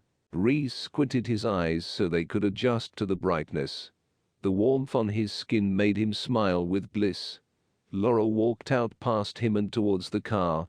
Laura watched Reese stand in the sun as if he had never seen it before. The Valkyrie rolled her eyes as she became impatient. She didn't exactly know what Reese wanted her to do, but she knew she most likely was not going to like it. Are we doing this or not? Laura asked as she peeked out the window of the car. Rhys nodded as he finally broke out of his trance. He then walked to the car and got into the back with her. Thank you, Laura. I appreciate this new freedom you have given me. He smiled softly toward her. Laura paid him no attention. Her eyes were glued to the outside as the car pulled out the long driveway. What do you want me to do? She asked a bit harshly. I want you to show the city who really owns it. He smiled as he kept his eyes on her. We show the humans and Meph who is really in charge. He spoke once more before falling silent again. Chapter 10. The demon driver pulled up at the French Quarter blocking the street. He quickly hopped out and opened the door for his vampire master. Rhys got out and held his hand out for Laura to grab. Laura looked at Rhys's hand and then placed her hand into it. Rhys helped her out the car and onto the street. It wasn't crowded, being around 10 in the morning. The crowd wouldn't really show up till that night. Let's get control of this town so the parade will be in honor of us, shall we? Laura nodded and walked out in the middle of the street. A car slammed on the brakes in front of her. The driver poked his head out the window and yelled, "What the? Are you crazy? Get out the..." But before he could finish his sentence, Laura raised her sword and hit the car. The driver started to freak out as he tried to reverse. Excellent. Now show them who their true god is, Rhys told her as he watched with wide and excited eyes. Laura kicked the car with one foot as hard as she could. The vehicle went tumbling, hitting a building. Glass and metal shattered as people started to scream and run. Rhys laughed as his demons crowded behind him. Get to work, boys, Rhys commanded. The horde of demons ran after people along the street. The chaos that ensued was massive. Cars were overturned, buildings were smashed in, and people were snatched. Laura waved her hand, quickly twisting light fixtures and sending cars flying through the air. The remaining glass in the windows of the stores exploded out and showered into the street. Laura didn't care who she hurt, nor how much damage was caused. The Valkyrie shut down emotionally and just became numb on the inside. Her once dark blonde hair was now snow white as it hung down around her shoulders. At this point nothing mattered to her anymore. Laura noticed a man running from her, and she sent him flying. He hit the Bourbon Street sign so hard it bent at the base. She continued to walk down the middle of the street, tossing people and things around. Rhys follows right behind her with his arms behind his back. He was incredibly pleased at what she was doing. An exceptionally fine warrior for him to command, and no doubt Samuel would be incredibly pleased as well. The vampire respected his fallen angel master and did all in his power to please him. Samuel did give him life and power, so of course he would pay that back with loyalty. Tess slammed on the brakes as a woman almost hit her car. Another man ran around Tess's car screaming bloody murder. Orpheus sat up in the passenger seat to see what all the noise was. Diana was in the back watching the people run away. "What is their problem?" Diana asked. Orpheus's face dropped as he watched the scene in front of him. It was utter chaos. Flames licked the air, and people were running in horror away from the white-haired lady. Smoky demons grabbed humans and tossed them about. Orpheus quickly got out of the car and started running towards the chaos. Tess and Diana hopped out as well and ran after him. Orpheus slid to a stop and gasped when he saw Laura in the middle of it all. She was throwing things around and slashing metal poles with her sword. He then noticed Rhys come up behind her and whisper in her ear. This enraged Orpheus. The rock star growled and ran towards them. Orpheus, no. Tess tried to push past people to reach out to him, but it was too late. Laura's eyes grew wide when she saw Orpheus. Her whole body froze as a wave of different emotions filled her. Betrayal, heartache, sadness, but mostly rage filled her heart. Orpheus ran towards them, but she quickly used her powers to stop him. The Valkyrie levitated Orpheus slowly from the ground. Laura. Orpheus gasped as he struggled to get free. Tess and Diana ran after Orpheus, but it was too late. Tess screamed at Laura, trying to knock some sense into her. "Laura, just listen to him," she huffed as Diana growled at Rhys. "Laura, it was all Rhys. I'm sorry I didn't tell you about Eurydice. We have been separated for centuries now. That baby wasn't even mine." Orpheus yells as he struggles to get free. "It was all Rhys." Tess yelled and pointed to the vampire. Laura turned to glance at Rhys, her hand still out holding Orpheus up in the air. "Is that true?" Laura asked him. Rhys didn't answer, he just eyed Orpheus. His eyes then fell on Laura. "Let me explain," he said in almost a whisper. Laura let Orpheus down while she was still glared at Rhys. As soon as Orpheus's feet hit the concrete, he ran and tackled Rhys. Laura watched the two wrestles around, handing out lick for lick. She turned to Tess with eyes tearing up. "Everyone always lies to me." She lowered her head. Tess and Diana walked slowly towards her. "Laura honey, all I ever did was try and protect you from all this." She looked around the chaos that was the French Quarter. "I've been wanting to tell you." Tess thought we should ease into it, Diana said, standing by Tess. "Laura, Rhys brought Eurydice from Tartarus. They had separated centuries ago. She cheated on him at their wedding. All this is Rhys's fault." Tess yelled a bit. Laura couldn't believe this whole time she was being used. Laura turned and watched the two fight. Laura's brain spinning and the Valkyrie felt faint. Orpheus and Rhys continued to brawl in the street. Rhys punched Orpheus in the gut hard, then uppercut the rock star. Orpheus fell back with a thud, while Rhys turned and looked at Laura. "They are lying. They were never there for you." Orpheus tried to get up to tackle Rhys again, but the vampire was quick. Rhys kicked Orpheus backwards.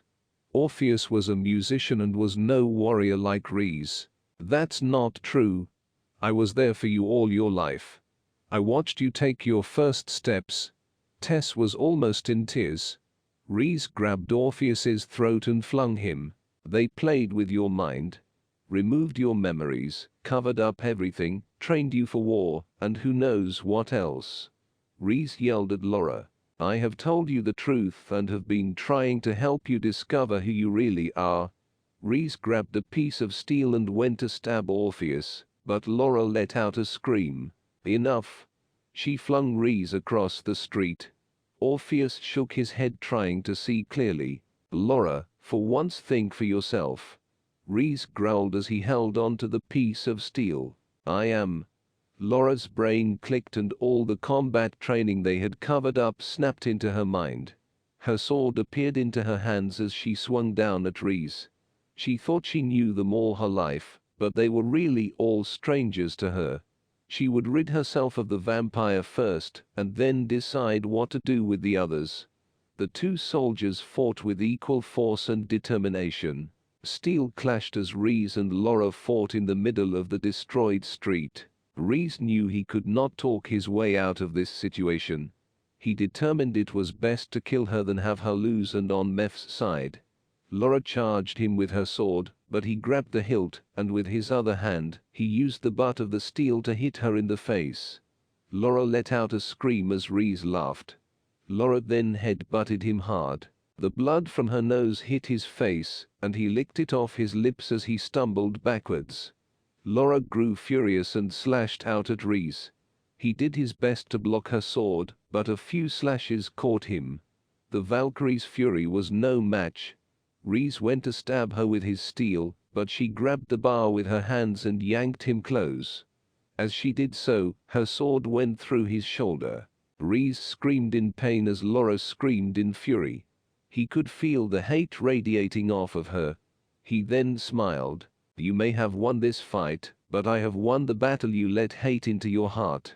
Your soul is stained by your sins," he rambled on as Laura used her foot to kick him to the ground. Rhys fell hard backwards onto the street below. He continued to smile up at her with a cocky grin. The path of the warrior is a lone one, he spoke as he continued to lick the blood off his face. I will be sure to remember that. Laura hisses as she stood over him.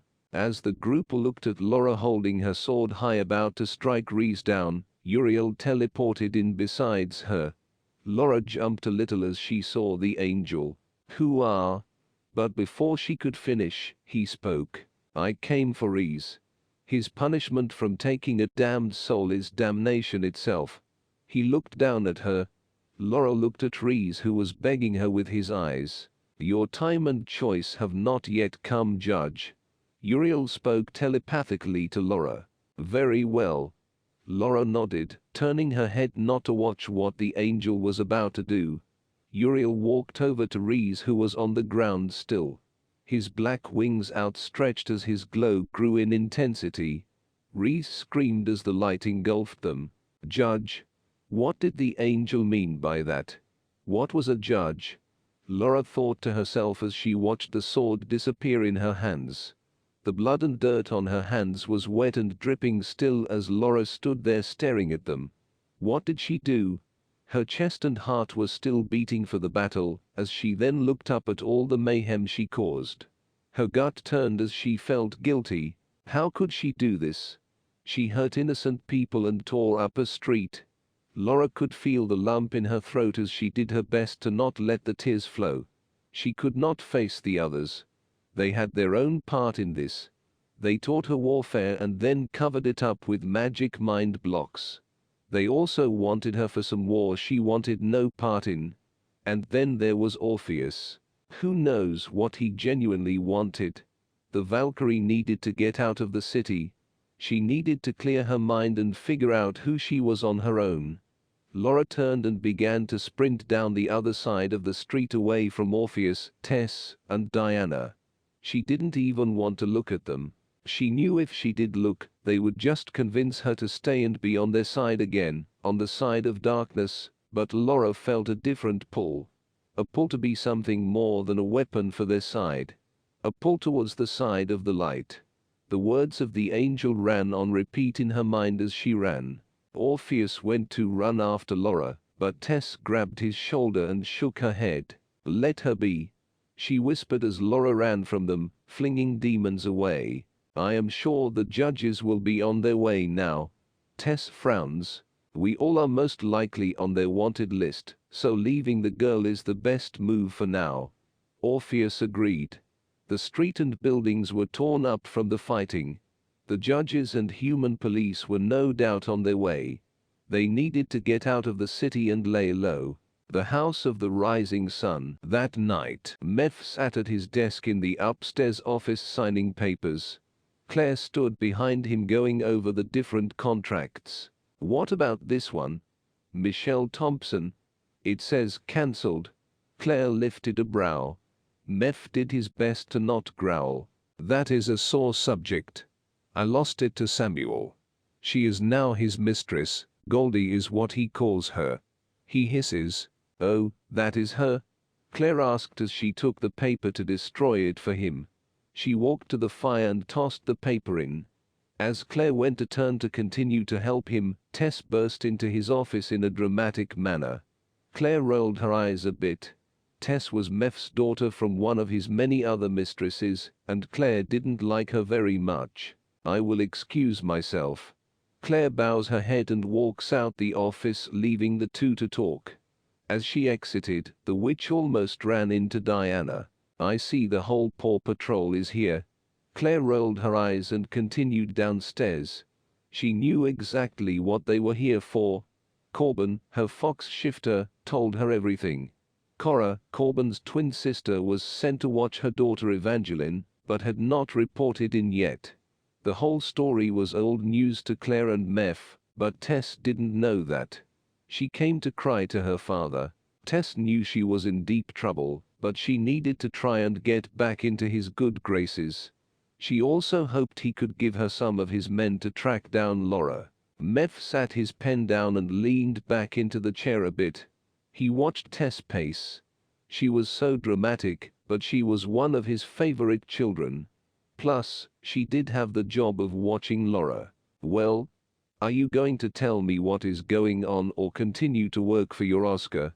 He smiled up at her. Tess plopped into the chair in front of the desk and told her father everything. From Orpheus to the Reese encounter. Meph squeezed the bridge of his nose, trying his best not to explode in anger. Diana stood quietly behind Tess and listened as well. She knew better than to address the fallen angel. When Tess tells him Laura got away, Meph slammed his hand on the desk hard. It made them both jumps. Daddy's had enough now. He rose from the desk and glared at them. You should have come to me earlier about all this. You had one job, Tess. One. To watch and train the Valkyrie. He did his best not to scream as he walked around the desk to confront them. What do you want me to do? What are you gonna do? Tess squeaked. The room went silent, but you could still hear the faint beats from the music below in the club. He ran his hand through her hair and then reached up to grip Diana's neck. With a quick motion, he snapped the wolf's neck, and she fell to the ground dead. Tess let out a scream and stood up in shock. After he kills Diana, Meph turns to look at his upset daughter.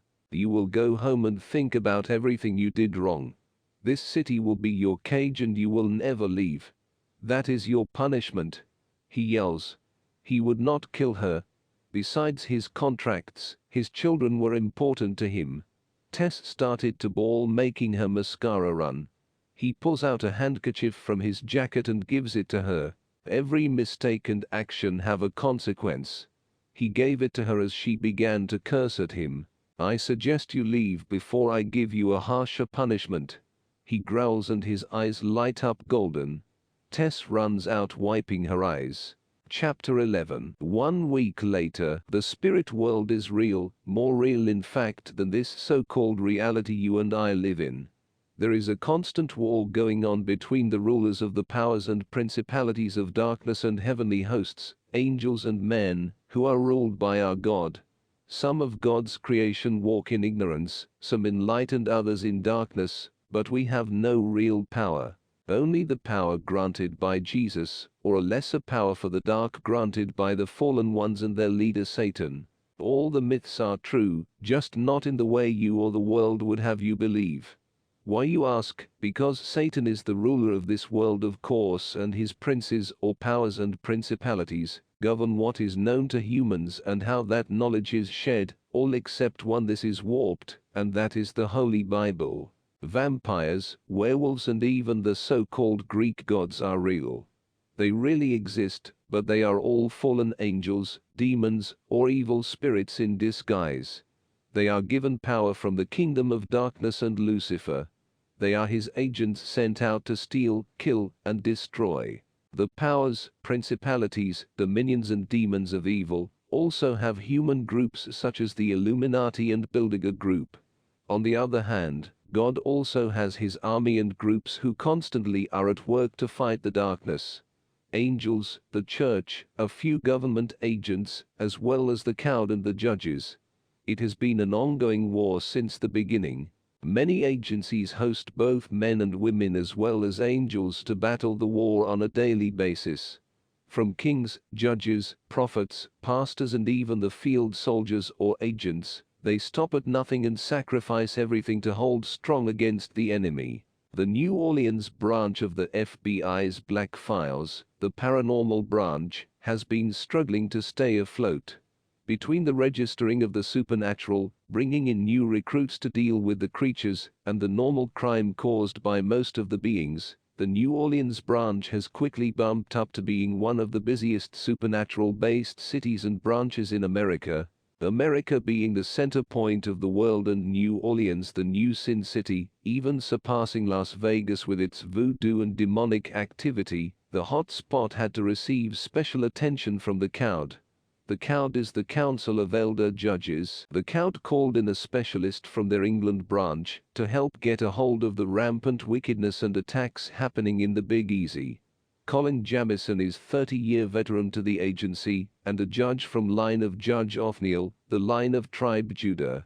According to the biblical account, sometime after the death of Joshua, the Israelites once again turned to sin and fell under the subjection of Cush and Rishathaim, the king of Aram-Naharaim in Mesopotamia, because of transgressions against God. He oppressed them for 8 years. When they cried unto God, Othniel was raised up to be their deliverer. He is the only judge mentioned connected with the tribe of Judah. Under Othniel, peace lasted for 40 years. The power given to Colin by God was the ability to detect lies and extract the truth from anything or anyone. He had another power, but that he did not like to use and kept it a secret to most. Colin was the best integrator the judges ever had, and the count has placed him as a liaison to the Black Files branch in New Orleans. Colin was from London, and his family was very prominent and wealthy in that area.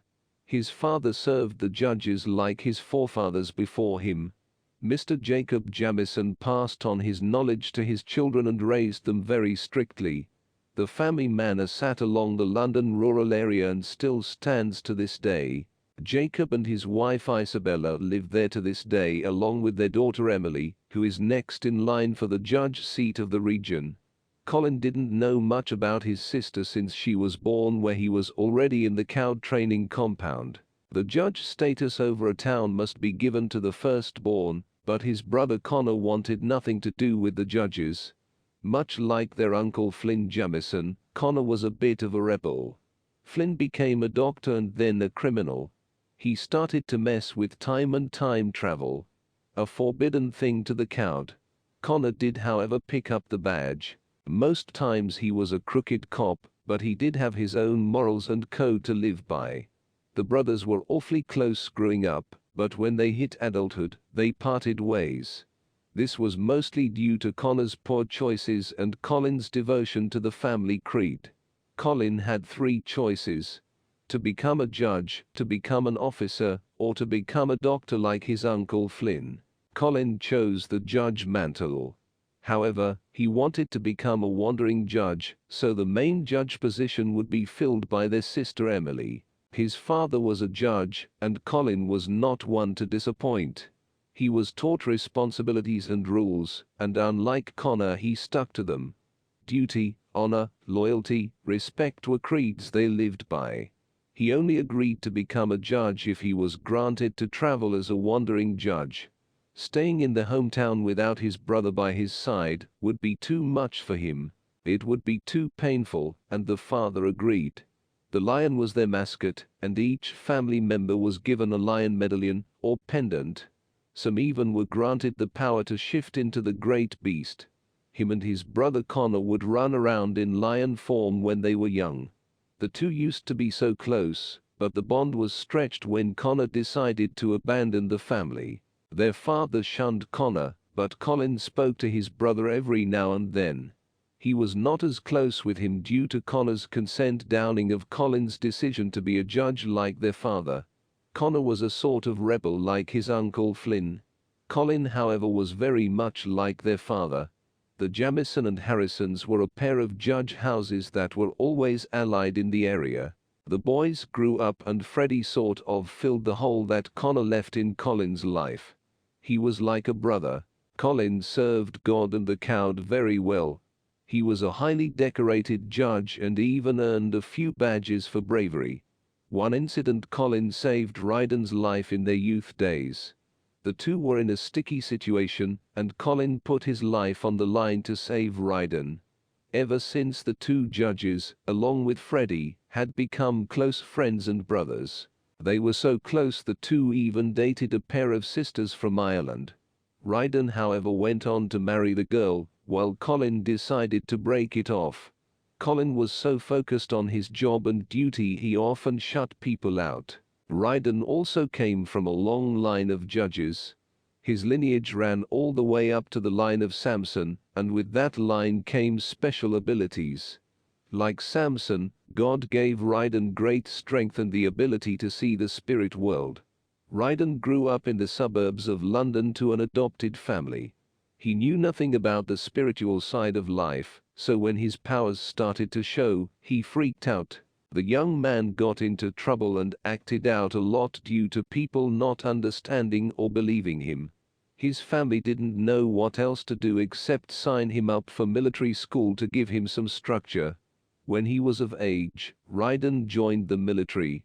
There he found out his special abilities. The Count picked up the young man and trained him. Ryden decided to be a wandering judge, and that is when he met Colin and Frederick. The three became awfully close friends, brothers even. Colin knew he would need the help from his friend Judge Ryden Stevenson to help set up this branch in New Orleans. The FBI called in the judges to help with their branch that dealt with the paranormal, and New Orleans needed the most help. Like Austin, they decided to open their own Black Files division. They allowed the judge to run the branch until agents were trained in talking it over. The two now must battle the foes of darkness and regain the stronghold of New Orleans. New Orleans, the Black Files Agency's building. Colin sat at his large desk in the cluttered office. He didn't care for the clutter much, but the agency was so backed up on cases and short-handed with agents, most of the work fell on him. Being a hands-on leader, Colin dug his claws in the load. His desk was piled so high with folders that there was only a small space for his laptop, and even a smaller place for him to write. Between seeking out new hires, training, and cases, the lion practically lived in his office. Colin got the nickname from the fact he always wore his tribal lion pendant everywhere. However, he didn't wear it too much anymore. He traded the chain in for a pen backing, and most times the pendant sat on his desk with the rest on his belongings. The couch against the wall of his office was his bed many nights. Old takeout cartons along with folders were stacked against the worn couch. Even though it was cluttered, they still had a sense of order to it. It wasn't what the Londoner thought he would be doing in this branch, but Colin knew the importance of paperwork and logging what happened on missions. He learned that lessons the hard way when Samara Morgan, a records keeper, scolded him. The shy girl grew bold and tired of the lion's ways and flew off the handle. Since then, Colin made sure to do the paperwork correctly. The phone rang and startled the judge. Colin reached over to answer it, knocking a few piles on the floor. He growled and abstained from letting out a few choice words. "Yes?"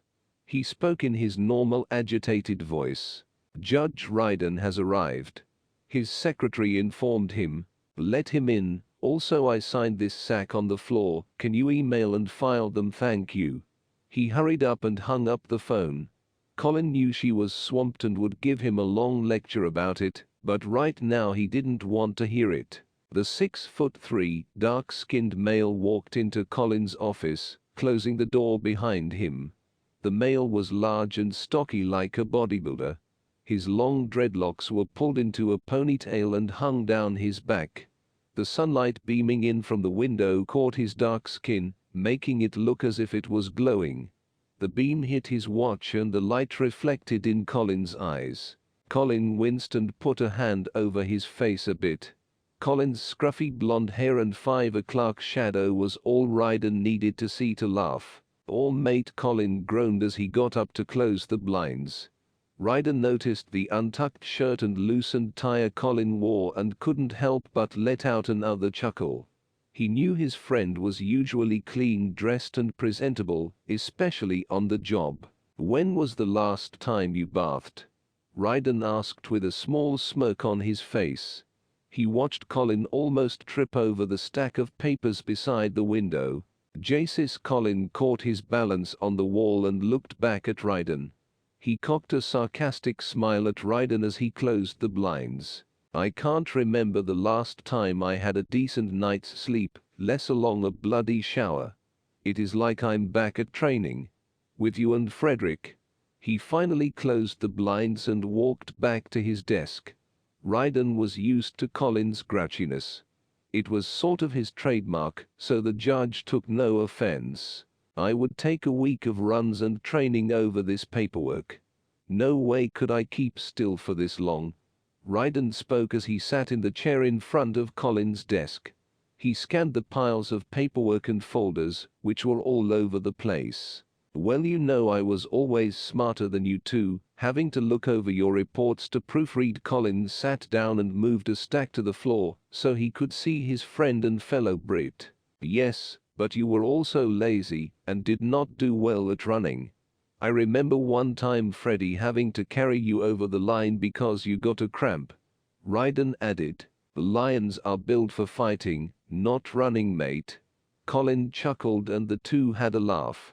The mood killed quickly after, and the two sat in silence thinking about the old days. "So, I can really see you need my help, Colin, and I am glad to give it."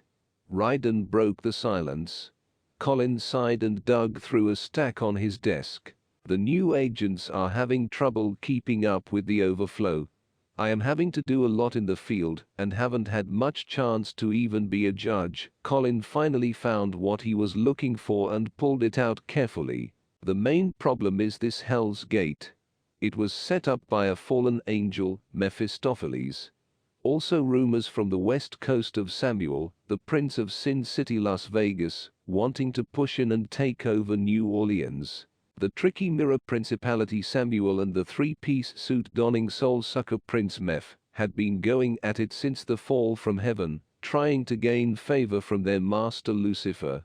Colin sighed and ran a hand through his blonde hair. "It takes a high-powerful prince, aka a fallen angel, to control the city and a Hell's Gate.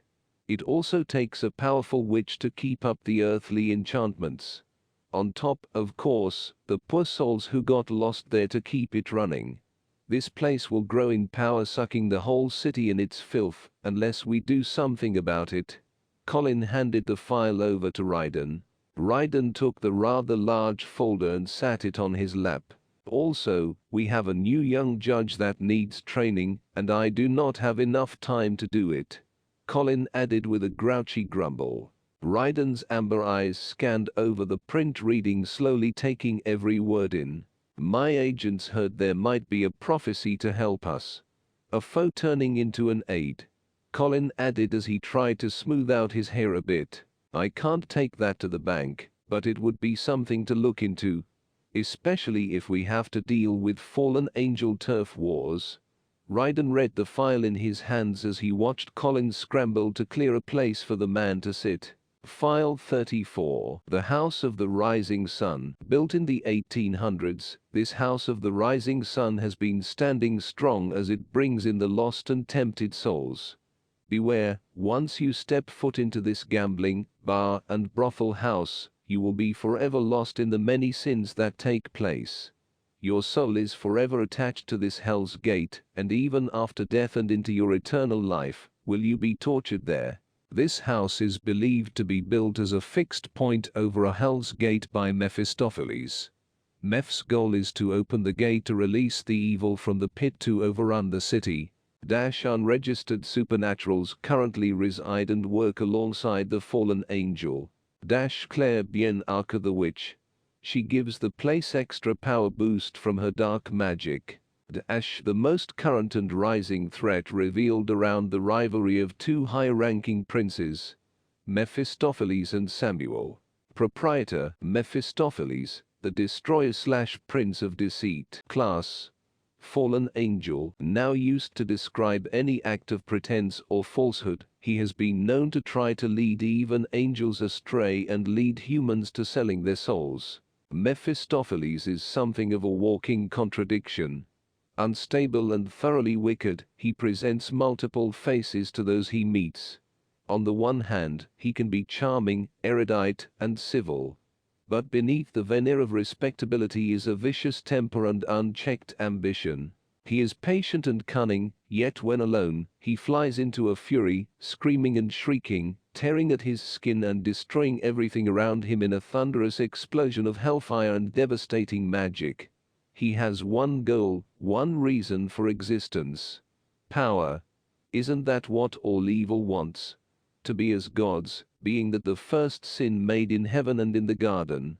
Each archduke is a unique devil of immense power and influence, with his own resources, military, magical, and political, to rely on in the endless scheming that characterizes devilish politics.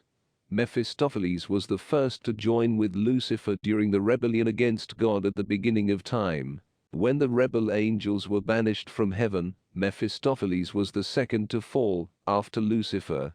In exchange for his loyalty, Lucifer granted him power, appointing him his second in command. Weakness: his business and contracts are everything to Meph, even sometimes surpassing his children's lives. He is a sucker for a deal and would not break a contract for anything. Meph set up shop in New Orleans, building a business over the Hell's Gate. There he named the House of the Rising Sun.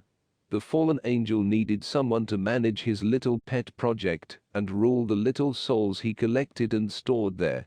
This mission would take him on a course of a few hundred years, but the right person was found. Claire Bien, class. Which Claire Bien called down Mephistopheles from the second heaven and brought many sacrifices to him. Building his trust and giving her more powers, Meph would eventually lay with her and impregnated her. Meph knew if he had more children on this earth, he could spread his evil and control much of the world. She would have borne his children if it weren't for the will of humans. They rallied together to burn the witch, but Meph was quick to intervene. Meph brought her to 1800s America. This newfound land would do fine with his plans. A new country came with new business opportunities. This move took most of his power, so the prince had to return to the second heaven to recharge. Claire ran and continued to run the House of the Rising Sun. When regained power, Meph would meet her again. 400 years later, Meph finally descended to the world of the humans. As soon as his feet hit the earth, he went in search of his witch. After some time, he finally tracked her down, thinking she would be an old crone by now, but he was surprised she was still young and beautiful as ever. The House of the Rising Sun was bringing in souls and worship to them both. Only a few hiccups over the time span occurred, Samuel being one problem. Meph and Samuel were in an eternal feud, both wanting to gain favor from their master Lucifer. Samuel, class. Fallen angel, power of the West Coast and prince of the Sin City Las Vegas. This city fits the prince very well, being one for show, glamorous, and flashy attire. Also, it is known for its magic shows and illusion, which Samuel loves to use to his advantage. The occult fascination with mirrors goes back many centuries. Mirrors were used by soothsayers and the high priestesses of oracles as far back as the ancient days of Samaria. The Dream of the Red Chamber, an ancient Chinese novel, tells the story of a Taoist monk with magical abilities that creates a double-sided mirror that reflects the truth on one side and lies on the other. The eerie sensation many feel when looking at their reflected image in a mirror, unblinkingly staring into their own eyes, no doubt helped fuel the fire of mystic powers attached to mirrors deemed to be magical. Mirrors are claimed to reveal visions of the future, hell, demons, and a veritable potpourri of paranormal powers. Mirrors have been used to cast spells, murder, surreptitiously spy upon rivals, and even travel through time. The practice of using a mirror as a paranormal tool is called scrying. Samuel is a high-ranking, powerful fallen angel and prince of Arain. Telekinesis, telepathy, soul collecting, strength, etc. Being able to teleport through or to see anyone and mimic, kill, or feed off their fear. See, Sam feeds off fear. Not necessarily needing it to survive, but it is like a drug to him. Oftentimes using the mirror to do so. Sam can change his appearance if he wishes. Weaknesses: like any prince or evil spirit, he can be affected by prayer and binding, as well as holy oil and exorcisms. Silver stings a bit, but he loves the small amount of pain. Breaking his mirror, that could trap him for a small time, but now he will be back with a vengeance. Above all else, the power of Jesus and his name can cause him to flee. He is a very vain, conceited, selfish person with a huge ego. He always wants to win, and if he loses, he will throw a huge fit like a tantrum, very much like Meph. Except Meph is more business and solid-headed, where Sam flies off the handle. Sam is very much a sore loser. If he likes you, he will be very charming to get on your good side, but don't let that fool you. He has plans for you already in his mind. He lives to play mind games, to tear people down mentally and invade them. He hates humans, but does butter up to some who will be useful to his cause. He is at times the polar opposite to the composed business mogul Meph. Ryden finished reading the basic info and closed the file. So, two fallen angels stirring up trouble for you. Demons are one thing, but fallen angels are a whole other ball game. I need major help with this, as you can see, Ryden. I need more judges and there are but few available to help me. As for now, we must focus on Mephistopheles and close that Hell's Gate. It will dry up some of his power and get this city back into order. Then we can worry about Samuel. Colin huffed and removed his tie completely. I know of one judge whose son is of age and should be taking his place soon. He is the judge that needs training, but as you can see, I am too overwhelmed for that. This new system the coward was us doing with helping the FBI's new branch is hectic. I miss the days where we could just worry about judging our own cities or helping others. Colin sighed deeply. The supernatural world is spilling over more and more into the human world. It was smart for the coward to ally themselves with the FBI here in the States. It does help us out a bit. We are no longer alone in the fight. Ryden shrugs and tucks the file under his arm.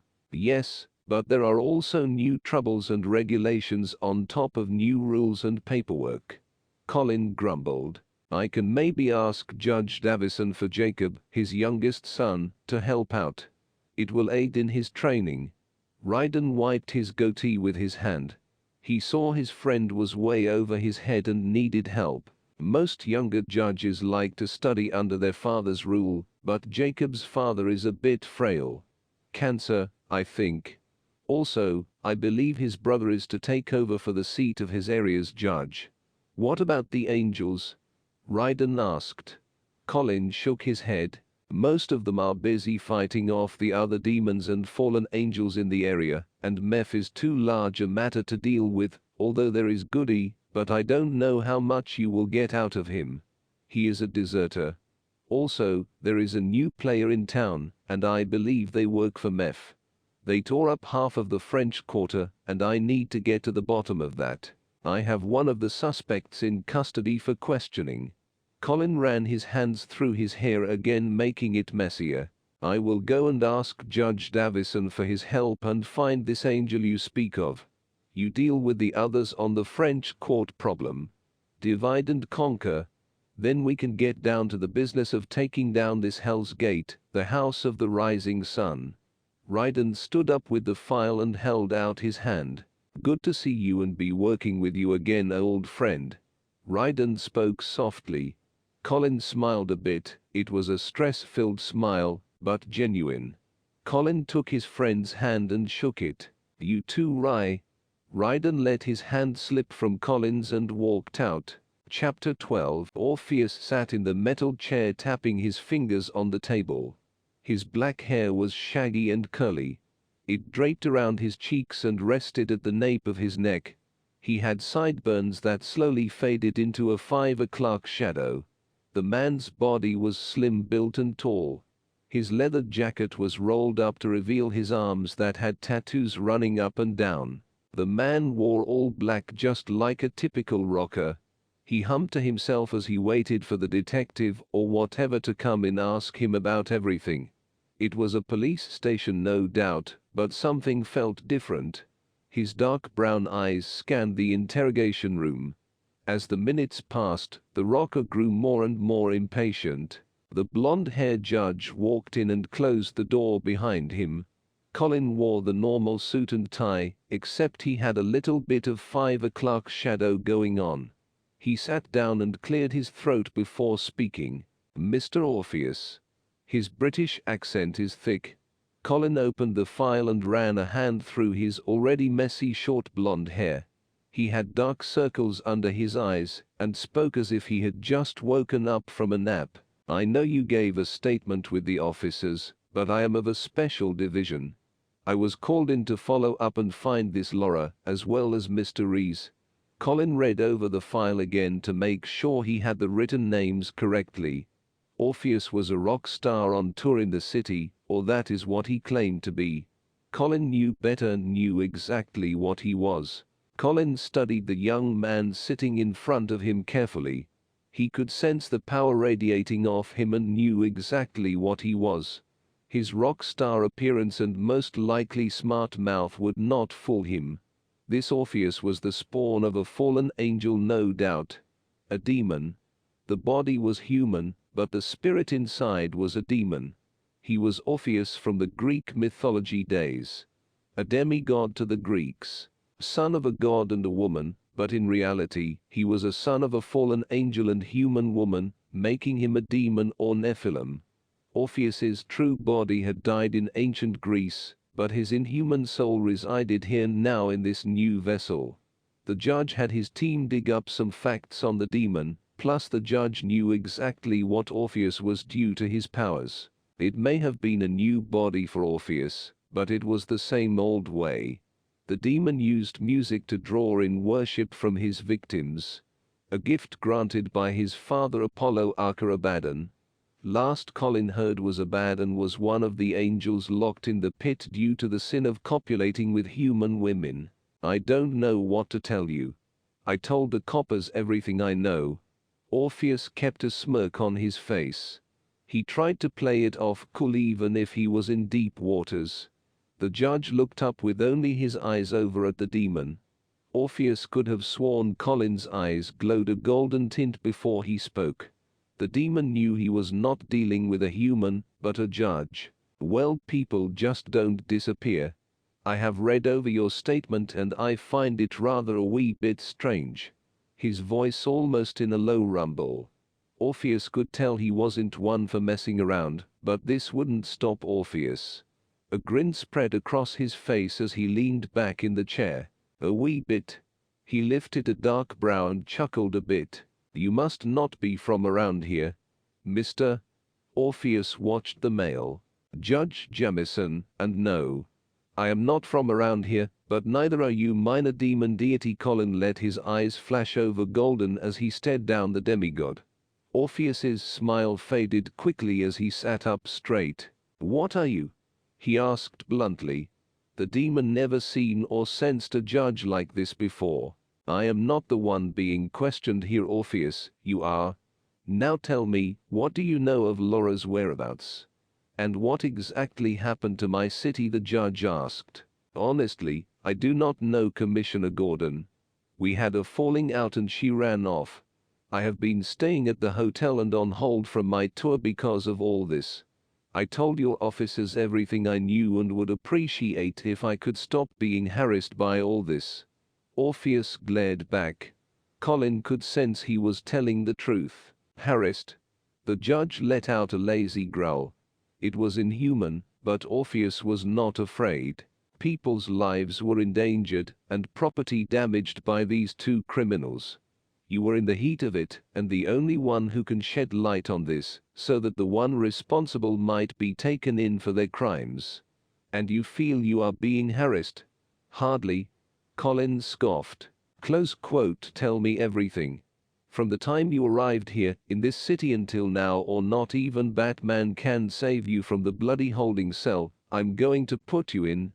Colin's London accent tweaked in rage towards the male. All right.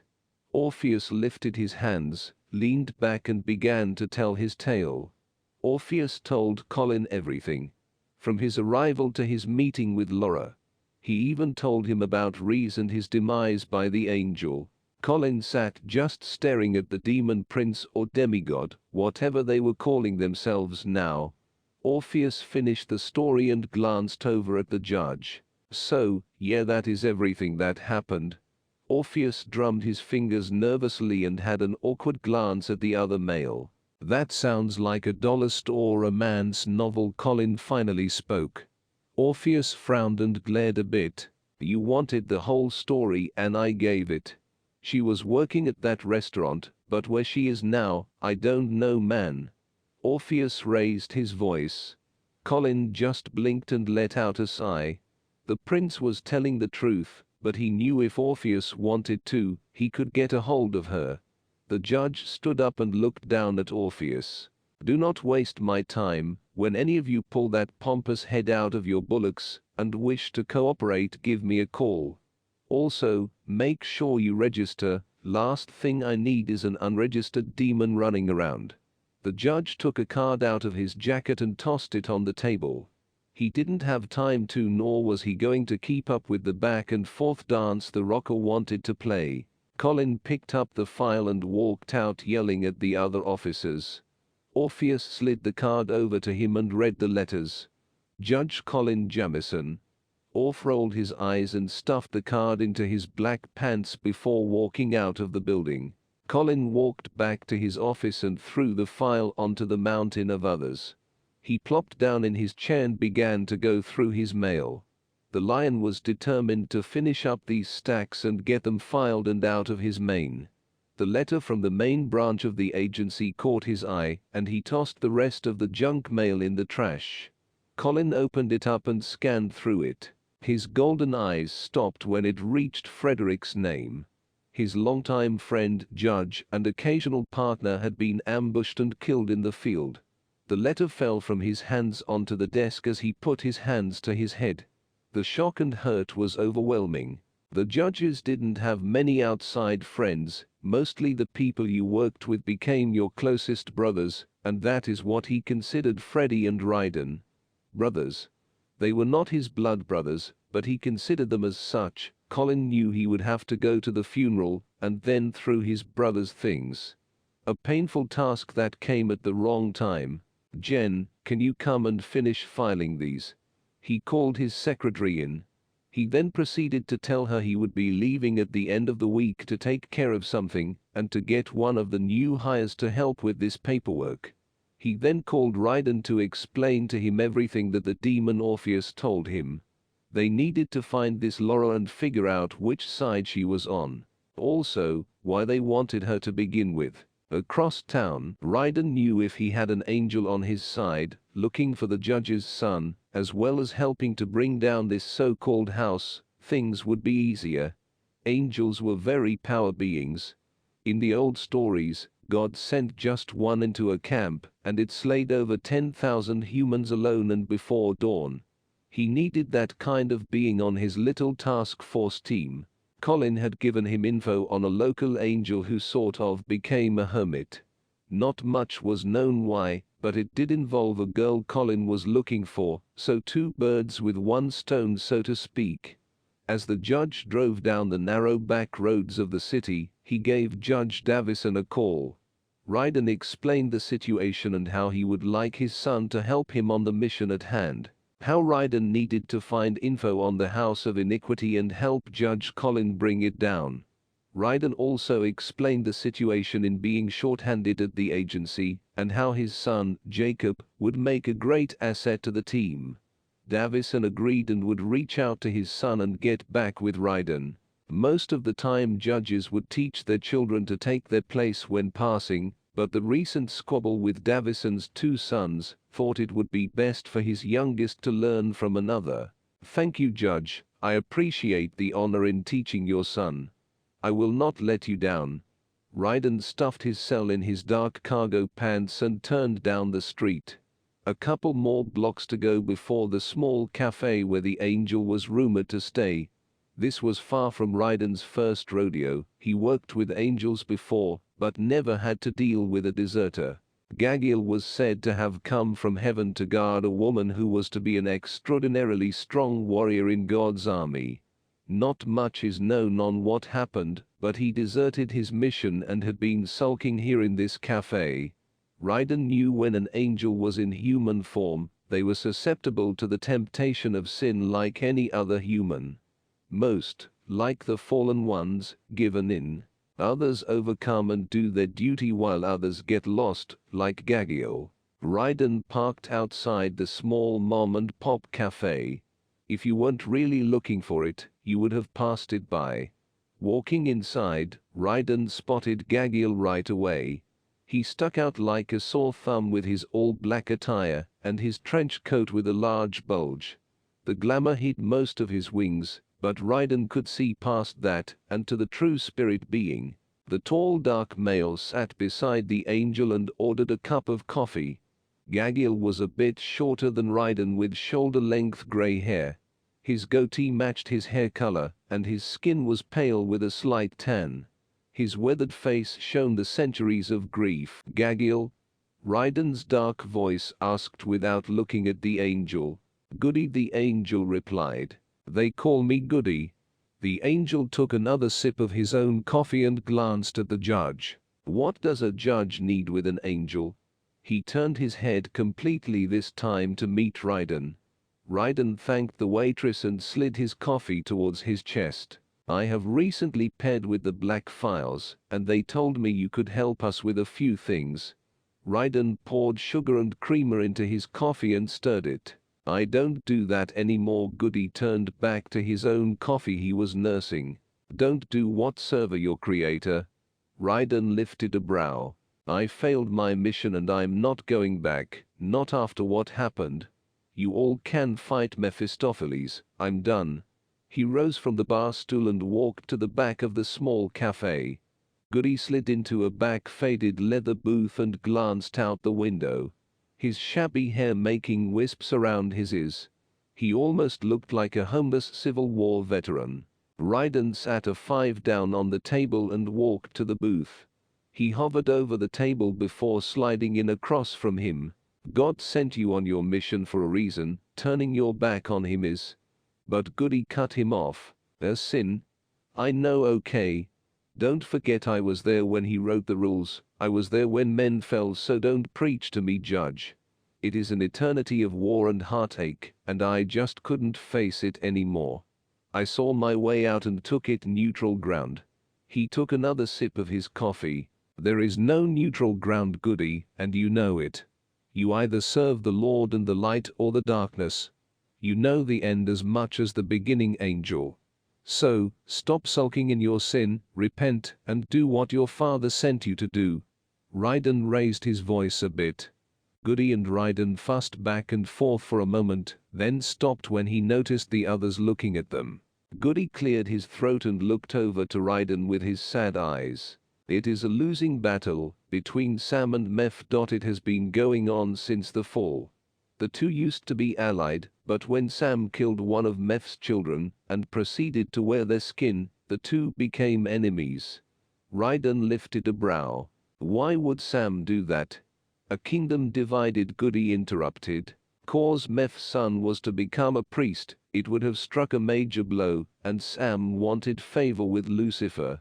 Goody finished his coffee and put the empty mug aside. And you? Why did you give up? Ryden asked. Meph got under my skin, saying my cause was a lost one and how the girl was already leaning towards the darkness. How I was going to fail. How if I continued and failed, I would fall from grace and be sent to the fire. I couldn't face that, and I fled. The angel confessed. His sad grey eyes lost in a daze. Ryden looked upon the angel in compassion. The judge's amber eyes almost teared up. You know I was in the same situation as you at one point. Thinking why I should continue in the battle. How it has been dragging on since the beginning of time, how countless souls and beings suffered. When I lost my wife, I wanted to quit. Take the easy way out and run off to hide, but I didn't. I remembered that this life was not the end. That eternity waited and one day all the evil would be wiped out, but for now I needed to fight the good fight. Of all creatures you should know this, Gagiel. You were created long before us humans, you were able to see God firsthand. Yes, but he gave you all free will, Goody added. He gave it to you as well. Look at Lucifer, look at the Watchers on Mount Hermon. The ones who did unspeakable acts to man and animal kind. Goody, you have a choice. Yes, you may have failed, but we all fail. No one is perfect but the Creator. Now snap out of your funk, soldier, because we have our duties. Ryden sympathized and understood, but like he told all his training judges, this was war. You can't run from this, you were created to fight the good fight, Goody. Ryden added in. Goody finally snapped out of his daydream.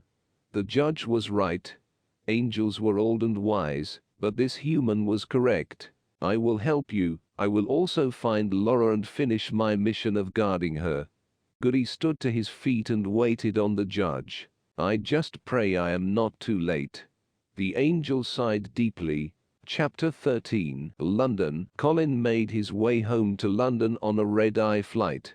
He hated to leave Ryden with the chaos back in New Orleans, but he had to help bury his best friend and fellow judge. Ryden wanted to go, but he knew Colin was closer to Frederick. He let the lion go as he held down the helm. When he arrived at the judge's headquarters in London, he was briefed on the situation. Frederick was ambushed and killed in the line of duty. Colin's blood boiled, but he knew he had to keep his cool. He needed to bury his friend and then go after the thing responsible for Fred's death. Colin understood his duties, but he owed his friend justice. Colin decided to start his investigation at Fred's flat. The exhausted judge made his way towards downtown. The flat wasn't too far away from the main headquarters. When he arrived, he let himself in with the keys and looked around. The place was neat and clean. He knew Fred was hardly ever home, being judges were always on the job. The lion needed to go through his things for clues as well as a suit for the funeral. He noticed a picture on the bar and picked it up. It was of Fred and a smaller brunette woman. Fred didn't have any family, so this must have been his girlfriend. Fred had mentioned her to Colin a few times, but the two judges had grown apart over the past couple years due to the increased cases. Colin sat the picture back down and made his way through the apartment. He found a file on the coffee table in the living room sitting by a day-old cup of coffee. He picked up the file and thumbed through it. He was working on a case for an old businessman and his daughter Paige. Some Ukraine groups were after them. The last person to see him alive was a Scotland Yard agent who worked with the judges. Colin was going to have words with him after the funeral. He also needed to find Fred's girlfriend and inform her if she didn't know what happened or was going on. As Colin made his way back towards headquarters, he noticed the young woman in the photo with Fred. Or at least he thought it was her. Colin followed her so he could get a better look to make sure. She had a right to know what was going on. The judge just prayed he didn't have to explain everything to her. Hopefully, she was aware of his job. Catherine wore Fred's hoodie as she walked down the street. It was 2 sizes too big for the tiny woman. She was only 5 foot in height and was skinny as a rail. Her pale skin was hidden under the large gray sweater. Only thing that could be seen was her slim face and brown hair. Her breath was steady and deep. Her steps felt slower as she started thinking about this weird sensation. Fred missing, the mysterious man and that feeling. She shook her head to stop overthinking. Her head shifted a little and noticed the man walking the same way where she was. He was far but on the same road. She started to jog a bit faster. Maybe it's her. He muttered under his breath while keeping the slow pace. Probably approaching her like this was not the best idea, the lion thought and frowned. He noticed the tiny figure jogging more towards the park. At some point she will stop, and Colin would verify it was Frederick's girlfriend. 20 minutes later, making sure she lost the stranger, she sat down on a bench to catch her breath. She took off the hoodie, wrapped it around her waist and untied her hair. She needed to think about what was going on. Frederick was the only thought on her mind. She took out her phone and glanced over the last message she sent him. Hey there, I haven't heard from you, but I hope you are fine. I just wanted to say that I love you, and I'm still thinking about what you said. It's been 3 weeks now, so it would be nice if you tell me what you had in mind. Please come back soon. The message marked as seen. Nothing else. No reply. Catherine knew what Fred did for a living. The two had split a few months back, but Fred still wanted to work things through. His new girlfriend, Selena, was just a rebound girl. Fred was trying to get Cat, or Kitty, which he called her, back. She knew Fred was a judge and dealt with the supernatural. Kat herself knew and had dealt with the supernatural at times. It was how the two had met. Katrine. She heard a voice and jumped off her seat. It was the blond man that she left behind earlier. She frowned and stood up. What do you want? Her eyes studied him. She didn't recognize him at all. Colin wasn't sure how to react to her sudden defensive attitude. He kept his hands in his long grey trench coat pockets and cleared his throat. Judge Jamison from the agency. He showed his badge, so she doesn't flee away. May I speak with you? The girl kept a suspicious look and raised her eyebrows. How did you know my name? Those words froze him. He couldn't start with the bad news, but he wasn't exactly good at small talk. Frederick and I have been friends since I can recall. He mentioned you a lot. Catherine quickly jumped to the man and grabbed him by the collar in desperation. Do you know where he is? I know he is all serious with his missions, but it's a lot. Where is he? Her eyes pleaded with him. The golden ones focused on her, the features, the freckles, the messy hair. He could tell what Fred saw in her. He licked his lips a bit nervous and looked down. He was on a mission. He paused. Kat's expression changed as she let him go. Her heart was beating faster, and her body started to shake. She took a deep breath and muttered, "Was Colin?" Tried to get closer. The woman didn't look okay. She was shaking and pale. Katrine, Fred, the thought of his brother dead, he couldn't get it out of his mind. He did his best not to break and kept the space between them. He was murdered. It was an ambush. He finally spit it out. Kat was hyperventilating and just looked at him in anger. She shook her head and walked around. Then she started screaming and cried while covering her face. She didn't let the stranger get closer and looked at him, but strangely she managed to speak calmly. Who did it? She managed to get out between breaths. I am not sure. I am going to meet with the last man who saw Frederick after the funeral. I just want to let you know. I am sorry. Colin was a bit awkward when speaking to others about emotional situations. He didn't know what to do or say, so he just stood there silently. Kitty continued to cry into her hands. Meanwhile, New Orleans, House of the Rising Sun. The suited fallen angel paced back and forth in the lavish office. Claire sat with her long dark hair draping over her shoulders like silk, as her dark eyes followed her master. I may have lost the battle, but I was going to win this war. Samuel, that little mirror prince, thought he could learn from me than abandon me. The main thing I require from my subjects and our family is loyalty. Loyalty reaps many benefits from me, and if any one of you wants to take cookies, it would be my cookie jar to dig from. The long story started out when Samuel killed my child. If there is one thing you don't do is mess with another's family. My children are a part of me and of course I love them as much as myself. The grudge has been an ongoing thing ever since. The mirror boy also thought he got one up on me by taking my employee Michelle, but as always, I let him have her. I had a long time to draw out a plan. You see, you learn not only your enemy's strengths, but his weaknesses and pleasures. He might be afraid and what not, but his weakness for beautiful things and self-preservation, not just himself but his mirrors and business. I kept my distance and let things play out. Of course, the little blonde fell for the handsome young demon. He no doubt claimed to be her rescuer when in fact he only cared about defeating me. Sam probably at one point adored her as well, but in the end, he would always choose himself over anything. Meph spoke with Claire in the main office of the House of the Rising Sun. 2 floors below you could hear the thump of the music coming from the bar and dance floor.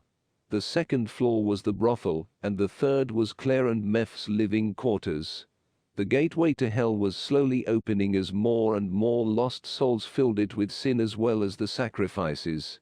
All Meph needed was his key to open the gate, and the general to lead the army that it held. His daughter Tess was supposed to groom the general or Valkyrie, but things went south. However, all was not lost. Now all he needed to do was find the key. The Prince of New Orleans was older than the very city he ran, but his appearance could fool you. He always wore a sharp suit and tie with his short black hair slicked back. His sharp cheekbones and beady black eyes stared out the window of the mistress's room. His words were soft-spoken but ominous. Claire was used to Meph's moods. Most of the time he was calm and ready to do business, but when he was angry, she made sure to keep her distance. The witch herself looked like a middle-aged woman, but she was incredibly old. Her long black hair hung behind her as her Italian features were enhanced with dark makeup. Her magic given to her by Meph kept the place running and hidden from normal humans. Mirrors are tricky, you see things can go in and out, but you can't control them. Sam did have a great amount of power over them, yes, but the glass is no one's slave. It serves anyone and anything. Of course, I figured out where that brat was staying and well just stepped through. Placing my own listening devices and whatnot, I listened and waiting. I know it was him who had a hand in that fiasco downtown, and the reason I don't have my Valkyrie. Meph took a long sip of his drink and pointed to his mirror. Never rely on something everyone else can get their hands on. He chuckled as he turned to face Claire, who was filing her long nails sitting on her elaborate king-size bed. Master, I believe the key is not what, but who. I figured if words could open portals, maybe the right person is the key to open the gate. The witch added. Meph continued to drink as he listened. I want you to look into this and keep me updated, he commanded as Claire bowed her head slightly. Once I have the gate opened and my army, I can take down Samuel and not only rule New Orleans, but Las Vegas. Chapter 14. Orpheus was in the studio cutting up with his bandmates and a couple of other guys when he got the call. It was a chaser or a hunter of supernatural creatures. They did not necessarily belong to any agency or judges. They were individual humans that would join the cause. Orpheus had known this chaser for a couple years, and they needed his help. The chaser at one point ran into Orpheus, and the demon deceived the poor soul. He lied and told him he was an angel. The chaser told Orpheus about a crazy cult that had been terrorizing a small town for ages. The chaser suspected that the cult sacrificed people every month to demons of some sorts. The chaser was still tangled in his current chase or hunt and needed Orpheus to get there ASAP. Orpheus agreed since it was a chance to get into good graces with the chaser community. He could not refuse the favor. The town was maybe a day's drive, so he packed up his things and headed out to the secluded town. As he drove through the country, he couldn't see any buildings except old farmhouses and fences. He finally arrived at sundown and sat in his car. Orpheus texted his buddy letting him know he arrived in the small town. His buddy then texted him back a name for him to look for. They were the ones who reported it in the first place. He was also to be discreet, for it was extremely dangerous to them and himself. Orpheus agreed and stuffed his phone into his pocket. Looking around, Orpheus noticed the small restaurant and decided to start there. Leaving his guitar in the car, not to seem strange, he walked into the small restaurant. All eyes were on him. Like any other small town, they would eye a new and odd stranger. He made his way to the counter and waited. The waitress came by the bar where Orpheus sat. "Do you know where I can find a man by the name of Jeff Hansen?" he asked the young waitress. She was about to answer him when an older one shooed her away. "What do you want with Jeff?" the cranky old lady asked. "Well, hello, I guess I'm not in Kansas anymore," he said sarcastically. "We don't like strangers who poke their nose around here." The old bat said, "Well, ma'am, I'm from Publishing Clearinghouse, and he has been selected for a drawing." He lied, trying to keep himself from laughing. He wasn't going to get anything from the old woman, but he knew he could possibly charm the younger one. The old bat rolled her eyes and walked away. The younger one came back. "Can I get you anything to drink?" she asked. Yes, water, a cheeseburger and that address. He winked at her. He noticed another female in the room. She wasn't part of the town and he could tell by her attire. He couldn't see her face, only her long pink hair and the fact she was giggling. The female turned to face the Orpheus, and the demigod's jaw dropped. "Laura?" he asked, dumbfounded. "Yeah, Rockstar." Laura chuckled and picked up her drink. She then walked over and sat beside him. "You are who I'm supposed to meet. Where have you been? What have you been doing?" Orpheus spilled out dozens of questions. "I have been on the move.